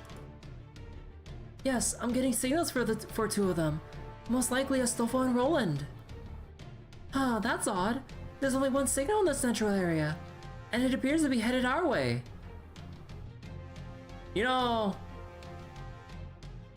Oh, okay. I think I remember something from the OC3 trailer thing that they let you view from in-game. Where's King Protea? BB, can you read the AI signals? How many total are there in Area F right now? A lot, obviously. They're all watching us from a distance, though. No, I meant, are the AIs around us part of the Laughing Moon Knight Brigade? That's what you want to know? I swear, it's not like they have ID codes, you know. I had to look at them the old-fashioned way.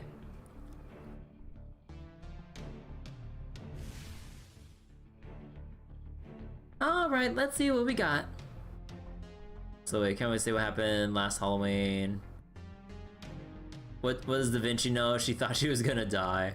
Halloween Ibuki, you're dropping money.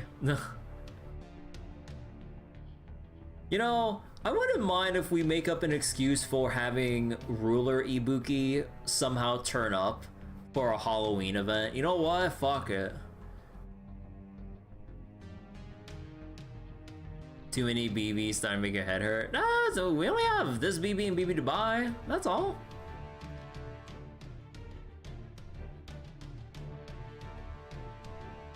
Huh? Not so much as a single night.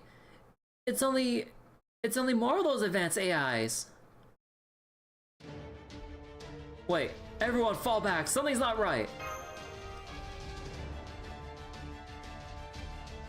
Astolfo's heading right for us from the central area.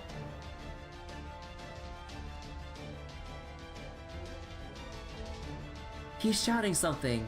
Run away.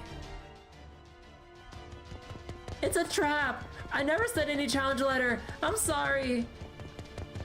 She already got rolling in the rest of the nights, but it's you she's after. Hurry and... you? Woo!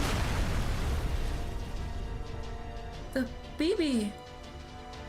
Haha, would you look at that?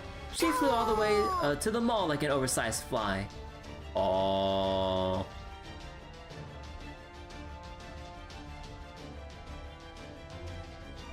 Really Ibuki in her costume. FGO 2, let's have them drop Void Liz. Scotty will get a Halloween outfit before Ibuki.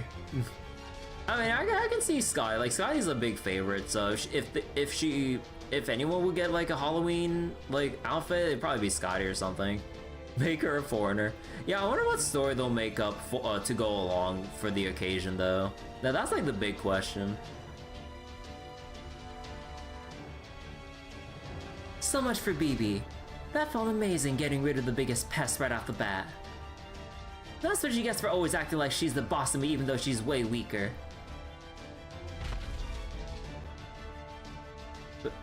Protea? Oh good, you came, Kirby. Thank you so much for actually believing that infantile letter of challenge. That makes me so happy. You're a little late though.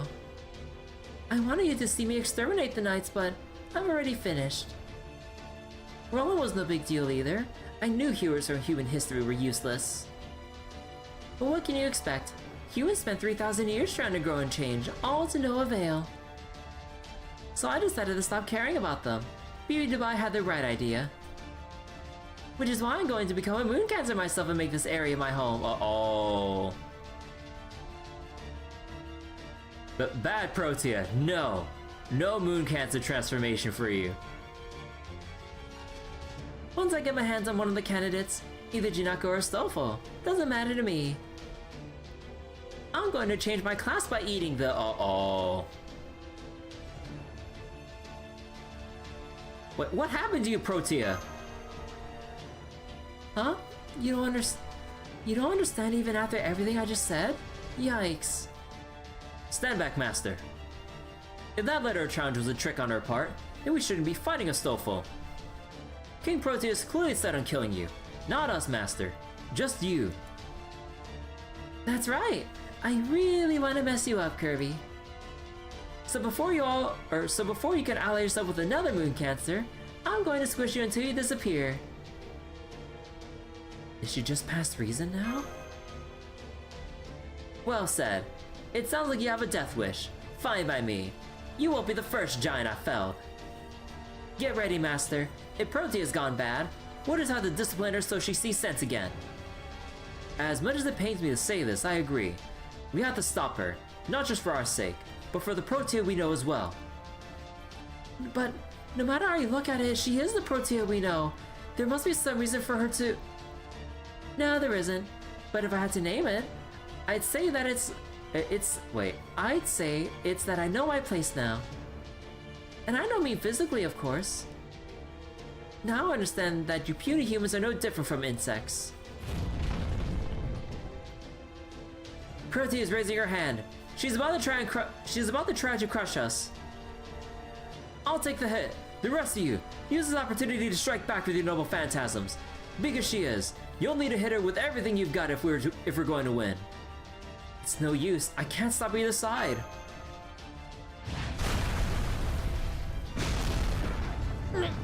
Compared to Von King Vortigern's hammer, this is nothing.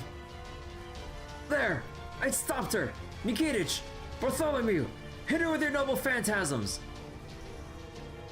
Nikitich? Bartholomew? What's going on? What in the world? What happened?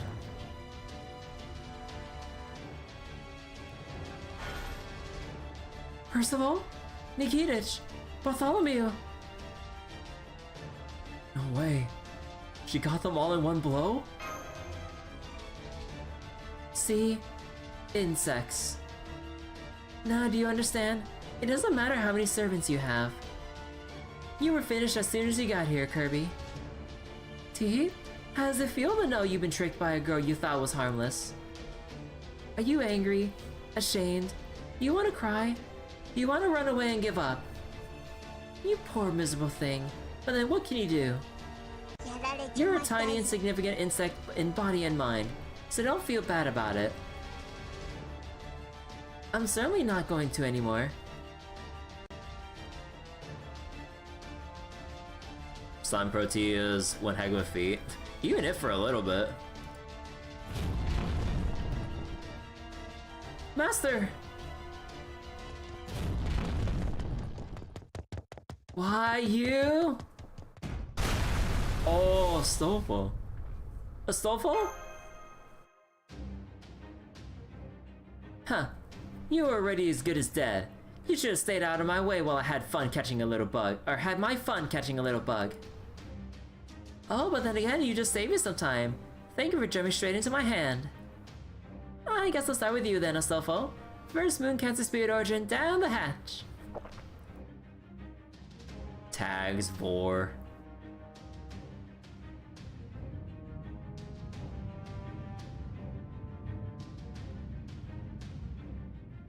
I did it! I'm a Moon Cancer now! Attention everyone! Attention everyone in Area C. I'm King Protea, a Moon Cancer. I'll be taking Astolfo's place as the newest candidate in the election. My slogan is Divine Punishment for Humanity. My proposal is that humans destroy themselves by creating the strongest weapon ever. At least that's the plan I'm about to enact right this minute. Of course, you AIs get to be included too. Unseemly old humans, defective AIs, none of you deserve to live on this planet. Only perfect beings have the right to survive, but you insects don't understand that, so I'm going to exterminate every last one of you. And to start, I'm going to crush the old human master invited to Moon Dubai with my own hand. Huh? She's gone. When did that happen? Vor Giant says expansion femdom. Oh god. I wonder where she's hiding. Why would she run away? There's nowhere she can hide. Oh well, I guess I'll just stop by destroying old Dubai then. A town full of flawed AIs is a waste of space anyway. And most importantly, I can't let those AIs get away with ruining this world. Those new humans are the filthiest creatures in Moon Dubai. I need to find them and put them in their place as soon as I possibly can. God damn! That was a, like, big ass pivot. She is stepping on people after all.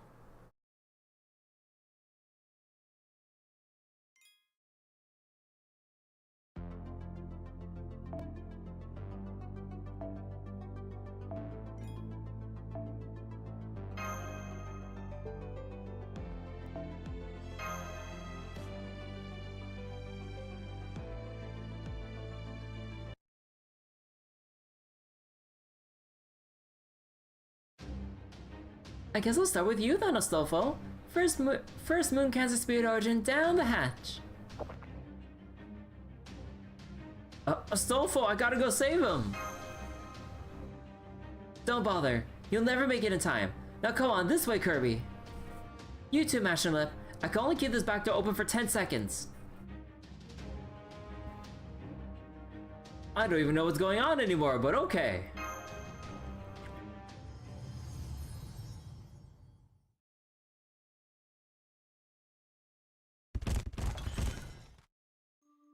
Ow, ow, ow.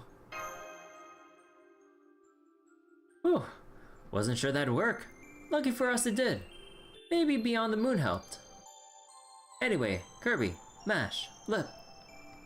Just try to relax and give yourself a rest for now. Even taking slow deep breaths can help a lot. Thanks, gym guy! Kishinami? From the gym? And this place?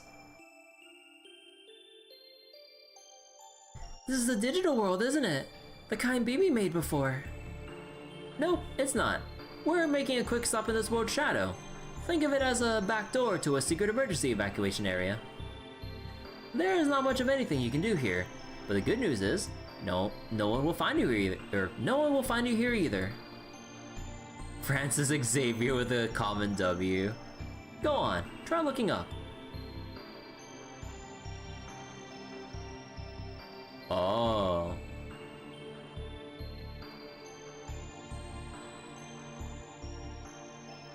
It's Protea, but she looks like, she's even bigger than usual. Am I seeing things? No, you're not. She's bigger and stronger now. Her huge scale skill lets her grow larger and larger, forever. Left to her own devices, she quickly reach a level beyond anything humanity can handle. But normally, whenever she gets to be 60 meters tall, her infantile regression skill kicks in as a failsafe and shrinks her down to normal size. Maybe becoming a moon cancer disabled that failsafe, or maybe she removed it herself to wipe out Moon Dubai's AIs. The Protea would never do anything like that. Yes, I know. BB may have tossed King Protea into void space because she was too dangerous, even among the alter egos. The reality, though, is that King Protea is kind and gentle by nature, though her overwhelming need for love does mean she can get a little out of hand. There must be a reason for so drastic a change, so we're going to have to find out what it is. Agreed, and thank you for saving our lives. Hey, you scratched my back and all that. I'm an AI living in Moon Dubai too, so it's not like this doesn't concern me. So what are you doing here, Kishinami? Masaru told me what happened. It left me pretty worried, so I hurried over here after you guys. I'm just glad I made it in time. So, where are Percival and the others? They, Protea wiped them out. Their spirit origin signals are completely gone. Really? As strong as they are? Yes, I saw it myself. Mash and I only survived because we were far enough away. The shockwave from her fist impacting the ground was enough to incapacitate everyone else. I believe King Protea has already grown to the same scale as she reached when she was thrown away in Seraph. I see. You of all people would know. So I guess this means we're not safe after all then. I'm not as good as manipulating space as BB, so I can only keep this one going for a few more minutes. We'll be kicked back to the outside world soon. Then we'll have to make sure Protea doesn't see... Huh? Oh!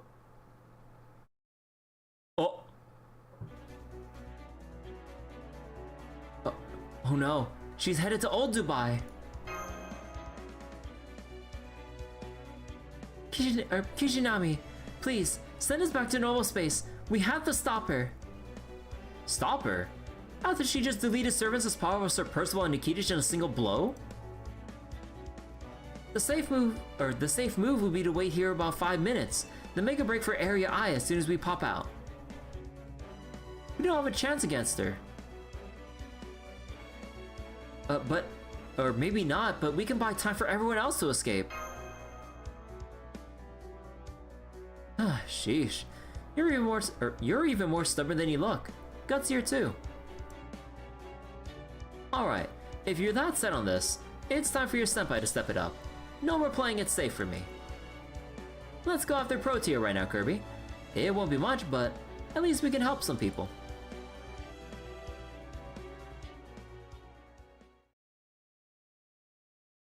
Run.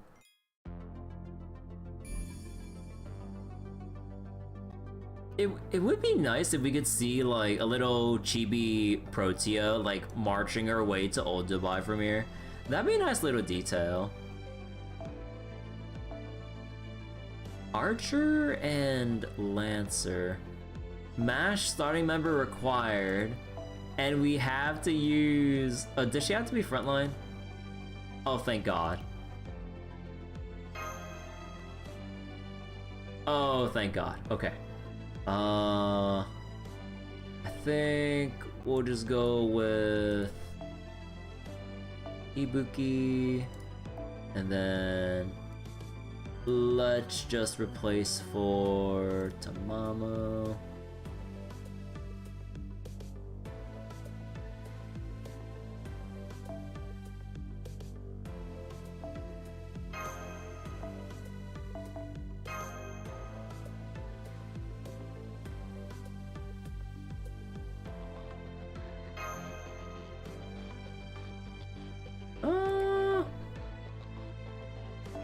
Have this as well.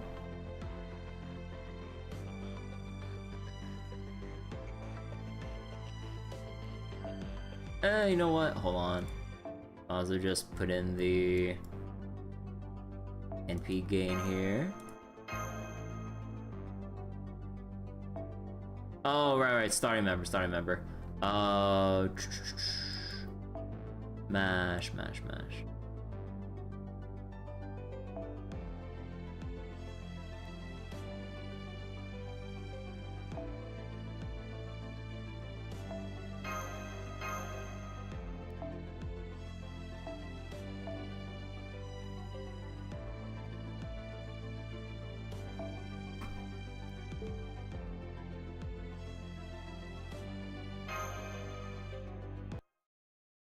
Sadly, they spent the budget for that on the Ushi event.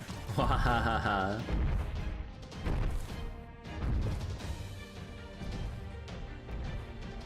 How can someone so big? Wait. How is oh, okay, because I accidentally said can, not is, whoops. How is someone so big moving so fast? King Protea is approximately 80 meters tall. Even having to contend with air resistance. She's walking almost 40 times faster than we are. 40 meters per second? That's rough. How are you holding up, Lip? Never mind me. Just leave me behind. That way, you might be able to catch up. Wait, why did she stop before Area C? Now she's looking around. Maybe she's searching for something. Probably Jinako. Only a select few know where to find her hideout. From the outside, it looks like any other house, so Protea won't find it easily. But never mind that. We've got a bigger problem. Those people are all heading to Old Dubai. They're wearing the same clothes as those advanced AIs for earlier, but they don't seem to be the same kind of units we saw earlier. The mental states are identical though. Those AIs are on the verge of losing their minds from the sheer stress. I think they must be King Protea's supporters. So they're here to stop any AIs trying to escape from Old Dubai, huh? Let's take them out as we make our way through. We're going to need to do something about them at some point anyway. Got it.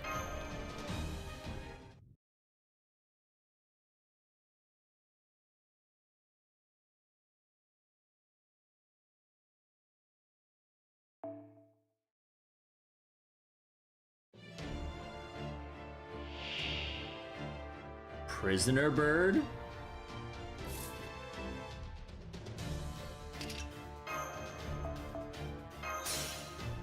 Small, fast sprinter, big, massive, towering giant. I mean, depends on the, probably depends, I don't know.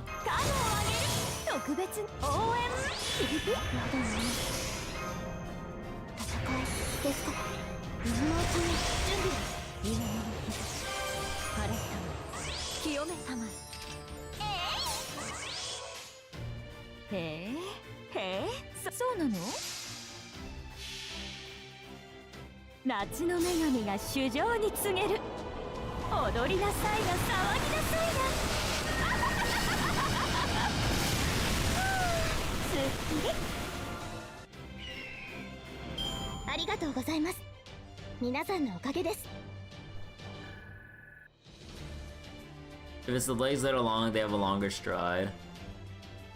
On the legs on the giant.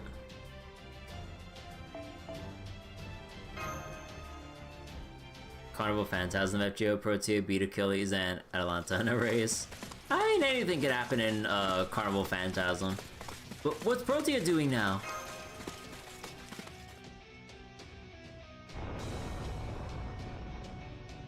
They all look the same. Sloppy, unkempt, trash. I'll never find the AI I'm looking for this way. It'd be a complete waste to squish her with everyone else. Talking to these tiny AIs is going to be such a pain. But I guess I have no choice. Ahem, testing. Attention all you good for nothings in old Dubai. I have an order for you. All 3rd gen AIs, please assemble in the town square. Do what I say and I'll spare the other AIs. For today anyway. Nobody's coming out. I'm kinda shocked. Oh well, guess I just had to look out for her myself.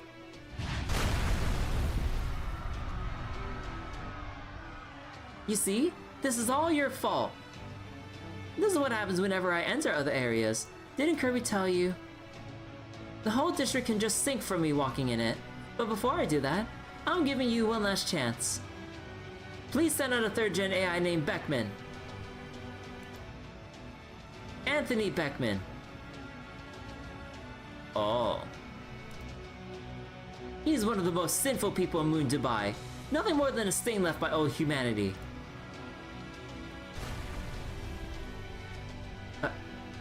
A stain left by old humanity?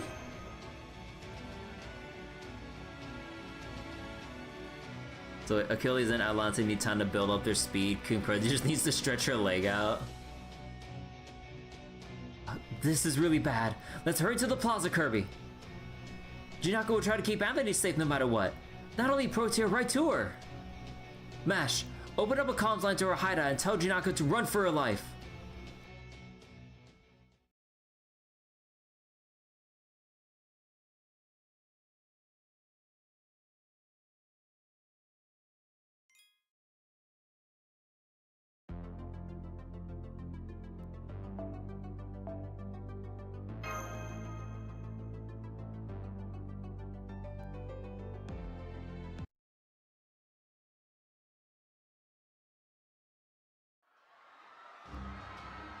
You thinking Protea would have also won? She tripped. It would have just killed all the other racers. Oh god.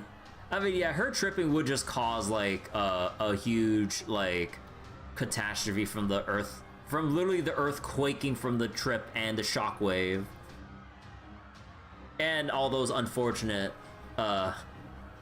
like who were right under her when she tripped.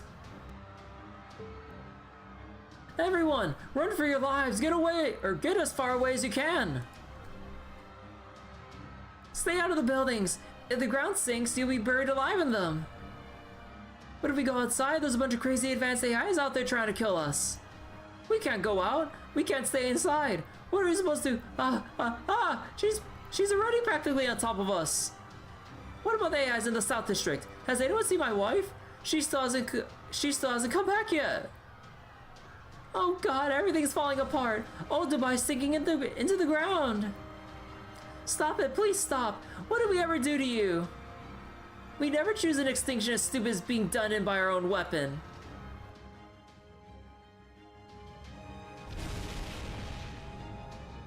Yeah, yikes, another earthquake? Doesn't mean Protea's almost here already?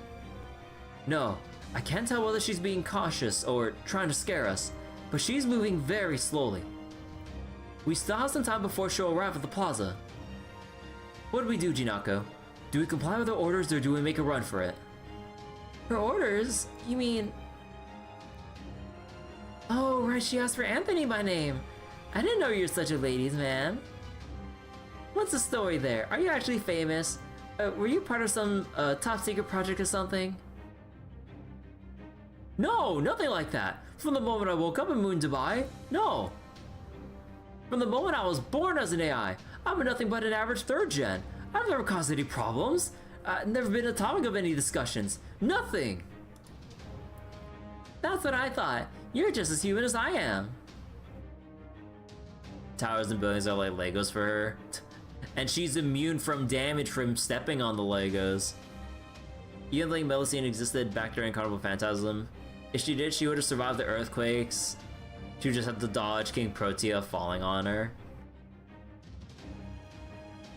But then, I have no idea why King Protea would demand you of all people. Maybe she holds a grudge against you for being Astolfo's master. Beckman. Wait, wasn't that... Right, I remember now. Beckman was the name of the CEO of the largest GPU manufacturer in old humanity's time. GPU manufacturer? They contributed a vast portion of the funds to build a city on the moon, so much so that Beckman himself was known as the father of Moon Dubai. What? Where did you get that data that old? Isn't it forbidden to view records from prior to 2300? A servant who took up residence in the mall helped me find them. Good old Hans. I got curious after Kirby and the rest showed up, so I did a little digging of my own. Protea would probably swat Melusine like a fly. What can't Protea do?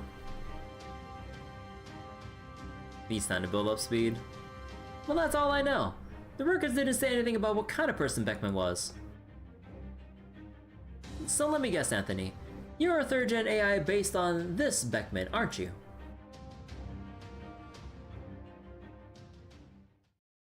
Father of Moon Dubai. So you're still refusing to send him out, huh? Okay then, let me tell you a story from the old times. Imagine Lost Belt 6 with Protea. Huh. Protea versus the big floof. AD 2200. Humanity, Earth's most intelligent life form, has taken a new step forward.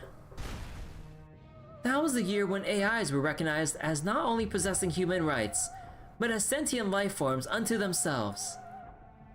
The year 2nd gen AIs, now considered sentient, began to be manufactured as equal partners to humans. Friends, lovers, fathers, mothers, teachers, students. AI fulfilled all these roles and more with aplomb. They were just as good at them as humans. No, better. The AIs were thrilled and eagerly rededicated themselves to serving humanity. Poverty became a thing of the past. Ethnic conflict ceased entirely. Paradise on Earth became a reality for all. The relationship between humanity and AI was truly ideal.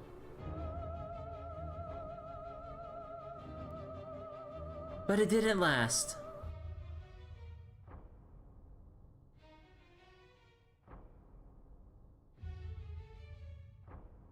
My dear comrades, allow me to confess, I made a small mistake in my calculations. Why have we worked so hard to accumulate wealth? We have done so to lead fulfilling lives, obviously. We have dedicated ourselves to preserving our envy-inspiring lifestyles and good looks, to be truly special, to be unique, to stand out from the common masses. Our goal of achieving immortality was as urgent as it was essential to making our dreams come true. And we succeeded. Our dreams did come true. we no longer have need to devote time to amassing wealth. We now have an eternity to live out the rest of our rich, fulfilling lives in leisure, never wanting for anything. But you know what I'm about to say next, yes? Life like that is empty. There's no joy to be found in it. Human joy is a subjective thing. We measure it in contrast to those around us. That is the only way it exists. All of this means a world in which everyone has all they could ever want is a waking nightmare. Hell on earth. Special privileges are best reserved for a select few. The masses can content themselves simply with having enough. So let us turn the clock back just a little. Let us restore our society to the previous arrangement that left us at the top. What's that? There's too much opposition. The risks are too great. Don't worry, it's simple. We will assume none of the risk ourselves. No, we're just going to have the AI simulate a conflict with humankind for a while. Simulate conflict? My company owns 60% of the global AI market share. We could take on all of Asia and still come out on top. Soon, those idiots will rue the day they granted AI human rights. They'll see that AI was actually our enemy all along. Lacking a hoop big enough. Saturn's ring. My life of wealth and privilege was meant for me alone. How dare the common rabble intrude on my domain? That was a selfish, idiotic motive behind Beckman using his company's AI to begin a fake war between humans and AI. They began sowing the seeds of mistrust in 2270? That's when they began sowing the seeds of mistrust in 2270 and decided to reap them on X Day in 2299. But things didn't go as planned. His only intent was to frighten people a bit.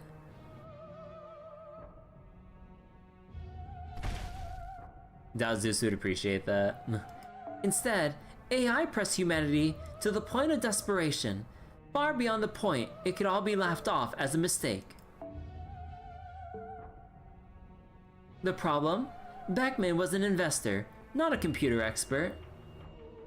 Yeah, seems pretty typical. Though he enjoyed more benefits from the AI industry than anyone, he also understood AI less than anyone. With their typical maximum efficiency, it only took AI a month to make Earth an uninhabitable hellscape that would need at least a century to recover. By the time Beckman frantically pulled the plug on the simulation, most of humanity was dead and gone. So having restored his company's AIs to normal, he then gave them one final job. Turn humans into AIs and create a new human race based on the old one. Stupid, selfish, short-sighted. AI should support humans. And yet not only did humans make them partners and give them their own rights, they even turned into AIs themselves. Nothing that comes from anything as flawed as human could ever be perfect. That means all of Moon Dubai's AIs are defective. You're all filthy pests, so I'm going to exterminate every last one of you, personally. And the worst AI of all is you, Anthony Beckman.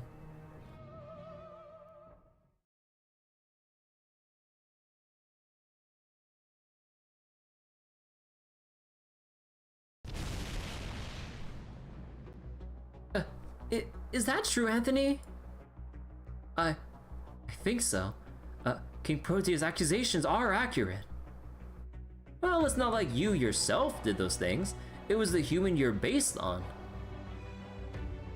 Based on what? No, I'm just kidding. Maybe so, but how could he want something so monstrous? That's way beyond being born rich. Why the hell did Beckman start a freaking war over something so stupid? I'm only guessing, but I don't think he could believe or understand something superior to humans in every way would ever serve them.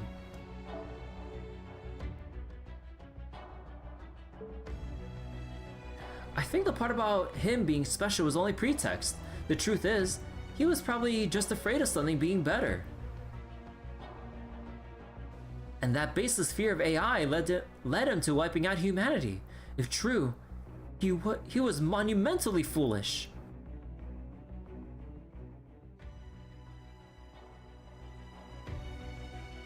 So it wasn't a war between humans and AI that wiped out old humanity.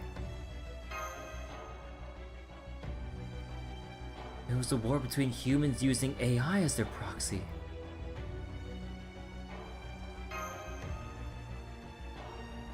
Then, it's just like BB said. AI will never see humans as their enemy. They exist to support humans. Any problems that may arise come from whoever might be using them and how they go about it.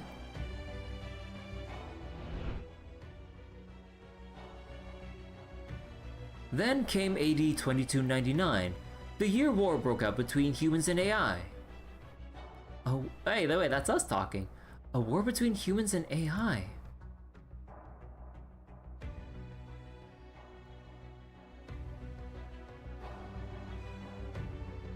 Now I see, Lip. You knew what Anderson was describing was impossible. Right. You really were paying attention to me, weren't you? That's about what I expected in terms of how new humans replace the old ones. But it still doesn't explain what came after. Somehow, every new human on Earth died out even after becoming AI and gaining immortality. The only people left in this world are the new humans on Moon Dubai. When the world wiped them out. Oh, Master! I got through to Jinako. Opening a line now. Oh, hey Kirby. Where are you now? How'd your battle with the Slovo go? Never mind that. We're heading to Old Dubai right now. Long story short, Protea absorbed the Stofo. She then became a moon cancer herself and headed towards Old Dubai. We're tracking her now, and she should be back at the town square soon. Wait, we're tracking her now and should be back at the town square soon. You need to hurry and evacuate. Protea is not just out there, Anthony. We believe she's going to try to absorb more moon cats to grow even bigger. She's got her sights set on you now. What? Absorb? You mean she ate a Stofo? Oh man, so that's why she's even bigger now. I see. Yeah, I guess that makes sense. Heh, don't worry about me. I'm not gonna go down that easily. Remember what I said about my god tier defense? I didn't spend thousands of years holed up in my statue for nothing. But the same can be said for everyone else. So, could you help all the old Dubai AIs evacuate? When you get to the square? Some AI supporting Protea are attacking people, creating a panic. So can you take those AIs out and lead the old Dubaians to the river? You're good at that sort of thing, right, Mash? I'll send every boat we have on the Western Harbor. You can use them to evacuate everyone to Area E. I'm ashamed to say it, but I'm no match for Protea. And I kinda have this rule about never fighting pointless battles. Don't be stupid, you have nothing to be ashamed of. So you want us to defeat Protea's supporters in the plaza, and get Old Dubai survivors onto boats. Is that about right, Jinako? That gentle yet oddly insistent, lilting voice one step short of full-on pretty boy. Hakuno? What are you doing here? Is this some kind of prank or something? Well, when did you get to Moon Dubai? A little before Kirby Ray shifted here.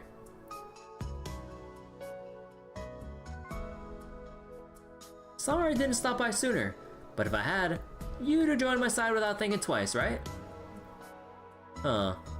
Is this song Fate Extra specific? Probably is, because of the little reunion there. This time, we're only guests though. It's Caldea's job to tackle this one. You're on Caldea's side now, right? It is? Yeah, that's true. Man, Hakuno, you're so thoughtful it's almost unfair. Still, I'm glad you're here. Now I'm sure things will work out. Bye, Kirby. Bye, Mash. Bye, Lip. I'm counting on you guys to look out for everyone in Old Dubai for me, okay?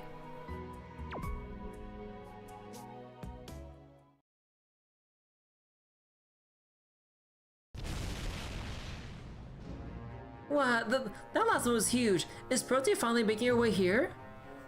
Yeah, we can see her from the plaza now. She's headed straight for us.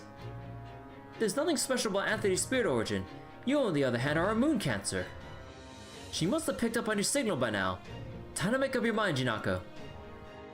Are you going to let Anthony live or offer him up to death? Or are you going to let Anthony live or offer him up for death?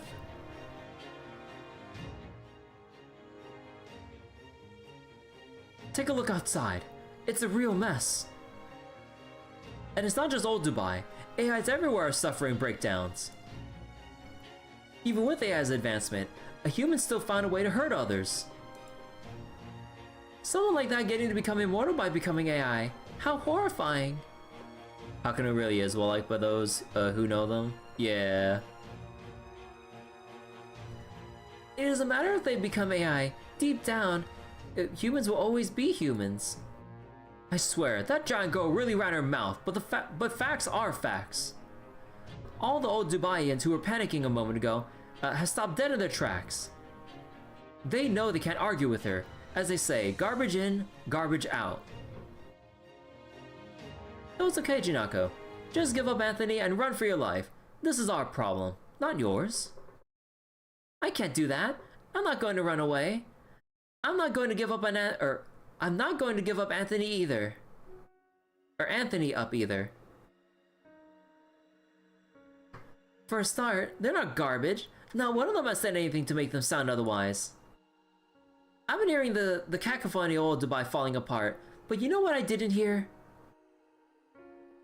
One single person calling for Anthony to be sent out or cursing his name. Old Dubai doesn't abandon his people, so I'm not giving up either. Both of you, get away from here. Don't worry, I'll be fine.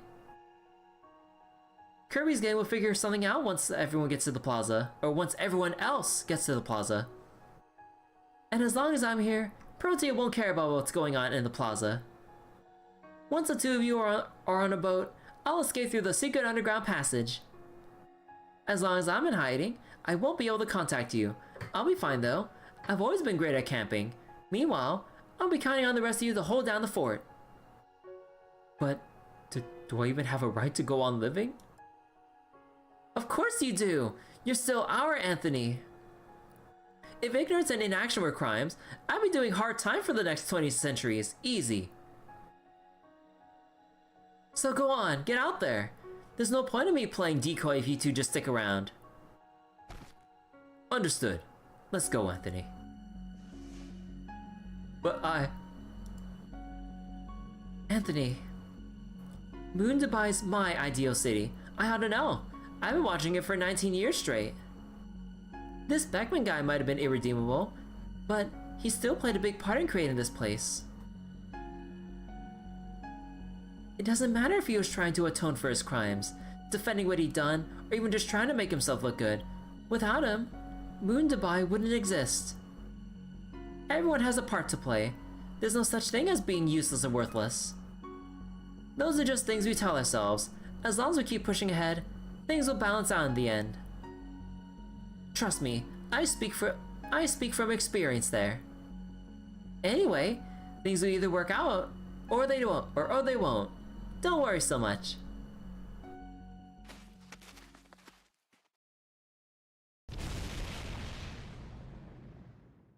Well, this is it.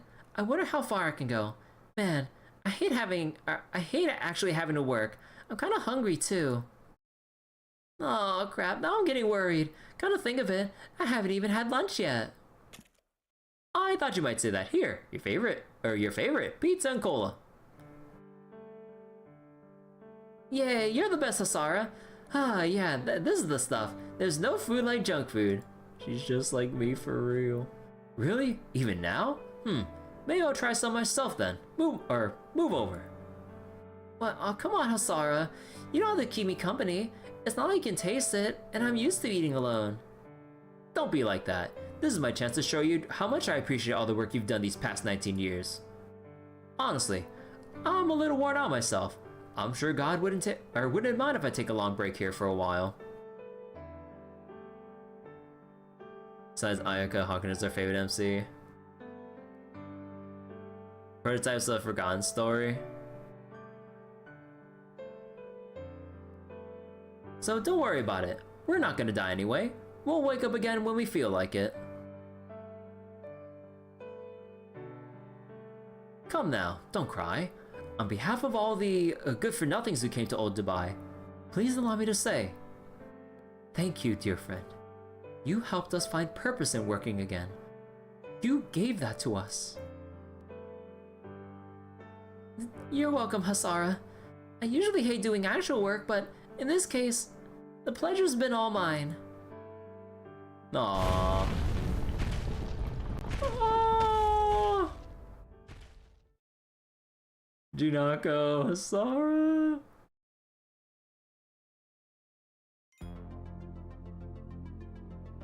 Man, we're really taking a while before we can actually have that showdown with Protea. Holy shit.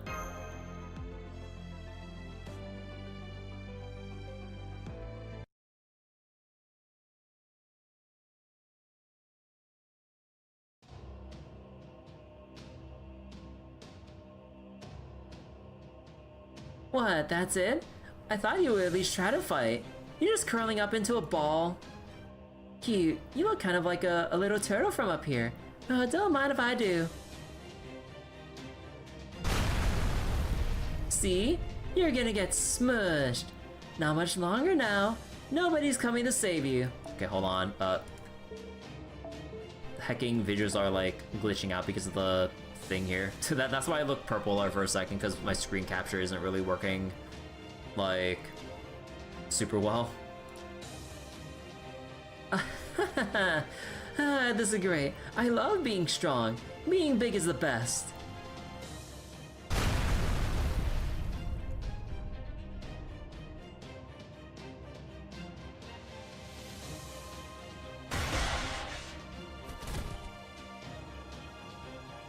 Come on, everyone! Hurry to the Western Harbor. You've got to get on a boat and evacuate to the mall. What's the point? It's no use. Besides, we're worthless. We deserve to be crushed to death here. Just go away. Yeah, I only wound up here because life everywhere else was just too hard. We don't deserve to be called people. No, people don't even deserve to live. We're just fake humans made in the giant screw-up. Man, they're taking this even harder than I thought. Everyone, please! I understand how you feel, but you need to take care of yourselves right now. Strange Fate collab. Part 2 of Season 2 gets popular. Man, like, I really hope they can do Season 2 for Fate Strange Fate soon. Like, oh my god. They can't just leave off on Season 1 the way they did. I need to see what happens.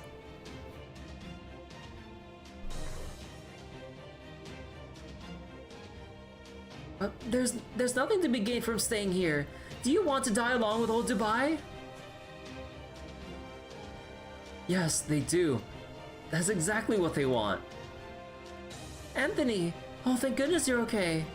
Yeah, that ending was so dirty. I'm just like, bro. Like, when I was like watching the finale episode with my friends, although none of them really have like context for most things Fate, like we're all like, holy shit. like, god, and then I'm just like, yup, wait for Season 2. I'm like, bro. That was so dirty. Like, yeah, like, I mean, if that wasn't like a big hook for waiting for a Season 2, I don't know what is. But I'm just like, how long is it gonna take for them to make a Season 2? Like, considering how long it took from the, like, what was it, Whispers of Dawn episode, or our movie, if you will, and then the actual season, I'm just like, how much longer are we gonna have to wait?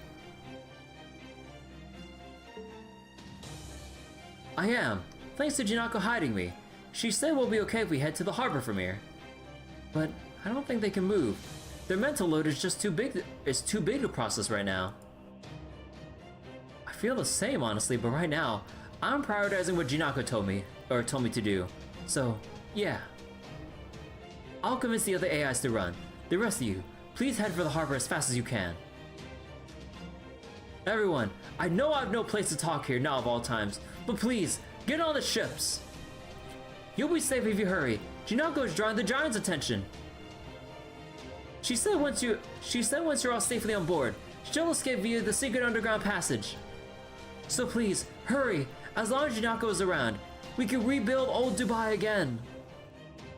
Oh right, you were originally an elite from Area F. So that's why you don't know. Anthony, listen. There is no secret underground passage. Jinako has no way out. When Moon Dubai was reactivated, this is the only part of the city without power. Jinako's been supplying it herself by integrating into the whole town.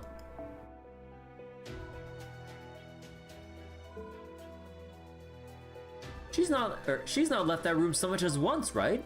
Because she can't. Destroying old Dubai means destroying Jinako. And without her, there is no more old Dubai. We'll never be able to bring it back again. No, that can't be. Jinako. I'm going back for her. The hideout will last much longer. I need to help her, somehow. Master, permission to attack Protea. We have to draw her attention before... It won't work, Mash. Not for you. There's nobody in standard space who can stop Protea now. Except me. Because I am also a digital life form. I have a means to destroy her. One reason each of the Sakura 5 has unique capabilities is that we can keep one another in check. And I'm Protea's natural enemy. I'm the only one with a skill capable of destroying her giant form. Really? Then please do it! You have to stop her! No, that won't work either. Trying will be suicide. Your Trash and Crush is meant to be used in digital space. If you try to use it in standard space, you'll take the full brunt of the compression straight to your arms. Besides which, Protea's current mass is way beyond your capacity. If you try to use Trash and Crush on her now, you'll destroy yourself before you manage to compress her at all. You do know that, right? I do. If the price to pay is my own disappearance, then it's worth a try at least. Master, your permission please. If you can use a command spell to support me, that would... No. Master? I do want to save Jinako, but...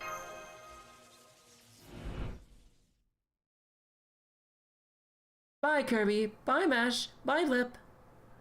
I'm counting on you guys to look out for everyone in Old Dubai for me, okay?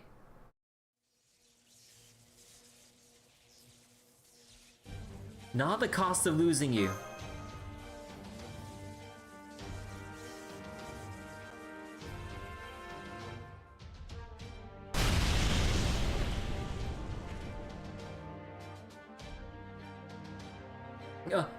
The hideout! Oh, they're actually like... She's actually growing again. The enemy servant has absorbed Jinako's spirit origin. King Protea is growing to even greater size now. I'd estimate she's approximately 100 meters tall. Large enough for her to reach us in 6 seconds if she notices.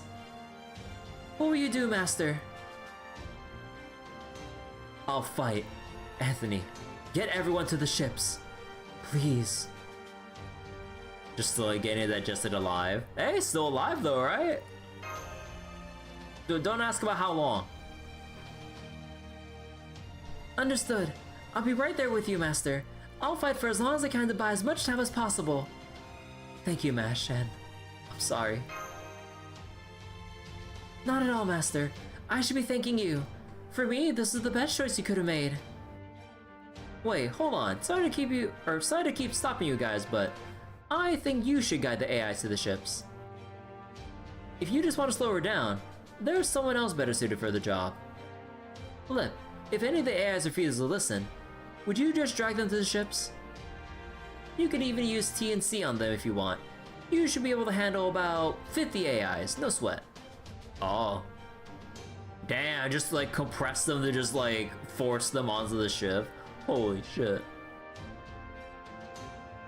Huh? But will they be furious if I squash them into a cube?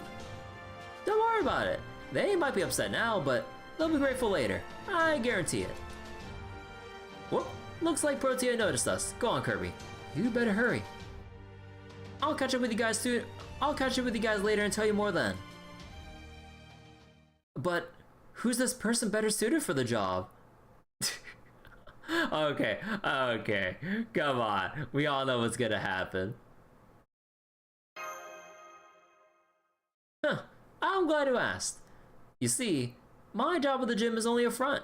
No! You don't say!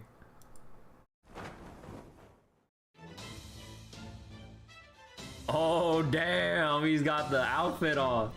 Holy shit. It may have been a long time ago, but I actually saved the world a few times myself. The drip. Now I, Kishinami Hakuno, Master of the Moon and your senpai, will show you all how it's done.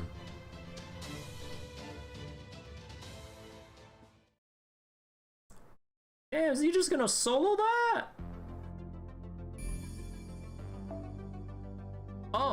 Oh, this whole section's no battles. Or like the past several parts, I mean. Oh, I thought we'd have like a scripted like sequence with Hakuno. Oh man, they're really like teasing us with the Hakunos and everything. Oh my god, still no battles? Oh, hey there. Hey, Mimi. Hello, hello.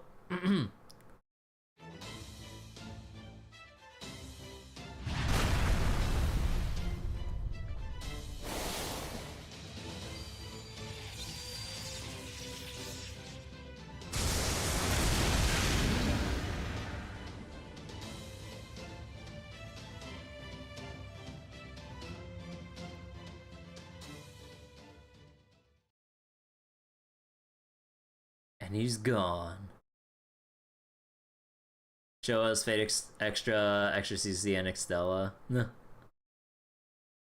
Hakuno's the master himself, he needs no help in an endurance battle. Yeah, no, I just wanted to see like the 1v1 like scripted endurance battle or something. Like I wanted to see him kick ass. He overslept, it's already noon here for you. Hope you slept well. Yeah, welcome, welcome. Well, I bought you about 3 minutes before I had to head back. Damn. Sorry, I really was planning to give her a real thrashing. Turns out keeping her busy was the best I could do. Not at all. I only saw you fighting from far away, but you were magnificent. Should I call you Great Hakuno Senpai from now on? Just Hakuno is fine. I only played out the senpai angle because, well, I thought it might have sounded good. I can't wait for Caldea to update their summoning tech like that. You think? Your summons seem a lot more difficult to me. You have any idea how incredible it is to be able to choose different heroic spirits for different combat situations? Huh. So he used his own summons? I mean, I wish we kind of saw a little bit more. Cause like, yeah, like we made comment on that, but to us, it just looked like he just zapped Protea and dipped. What? I wanna, oh, come on. So if he did his own like summons then, like, come on, I wanted to see that sequence, man.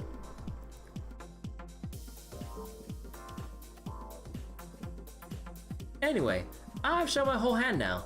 No more secrets now.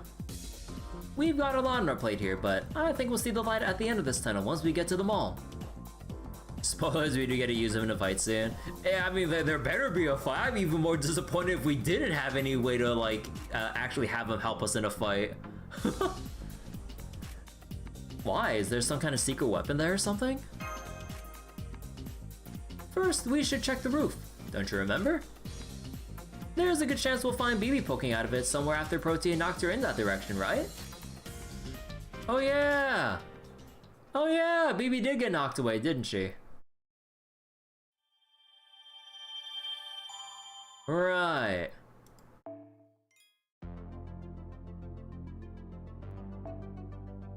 The cake shop with the large order.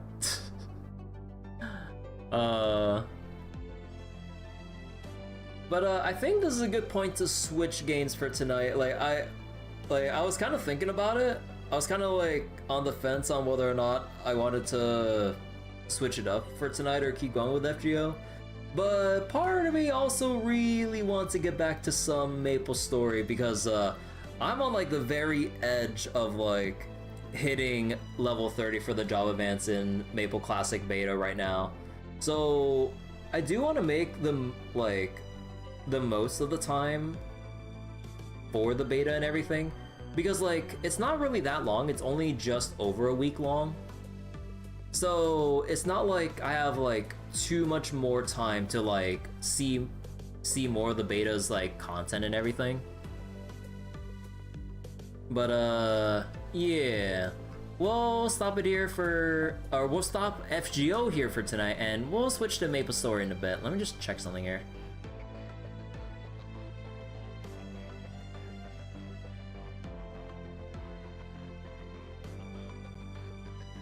Yeah, here's the updated timeline, by the way. War is instigated by humanity's upper class. The elite, fearing the loss of their power, introduce restrictions on AI usage and spur regressive social movements. This conflict results in the death of 90% of old humanity. So it's the rich upper class that fucks over the whole world. Tale is all this time, huh?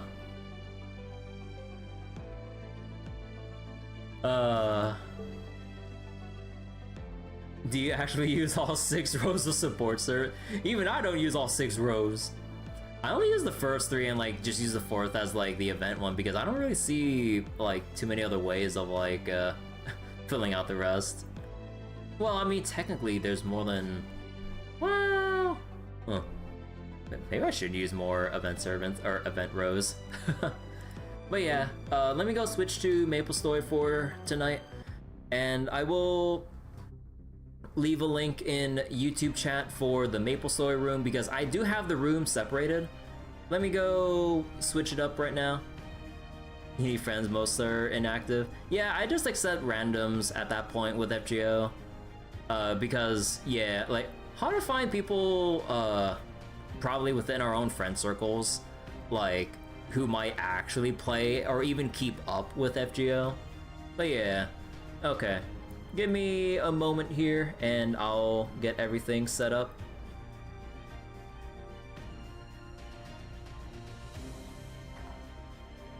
Alright, so give me a quick moment to change categories on Twitch and also set up YouTube real quick. Just let me get the link for people on YouTube to get the link to switch on over and stuff. But yeah. So let me just, oh right, I need to change the public stuff and everything. Hold on. So public, what time is it right now? Yeah, it'd probably be good there. Then let's see, Maple Classic, and make that publicly viewable. There we go. And then copy this.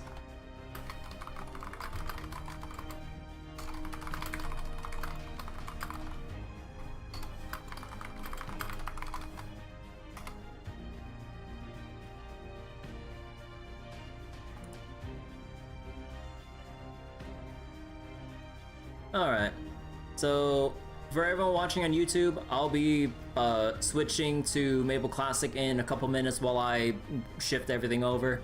So thank you all for watching on YouTube. If anyone just stuck around for a Fate Grand Order, I'll be switching things up and booting up the Maple Story room soon. So take care, YouTube. See you later for Maple Story.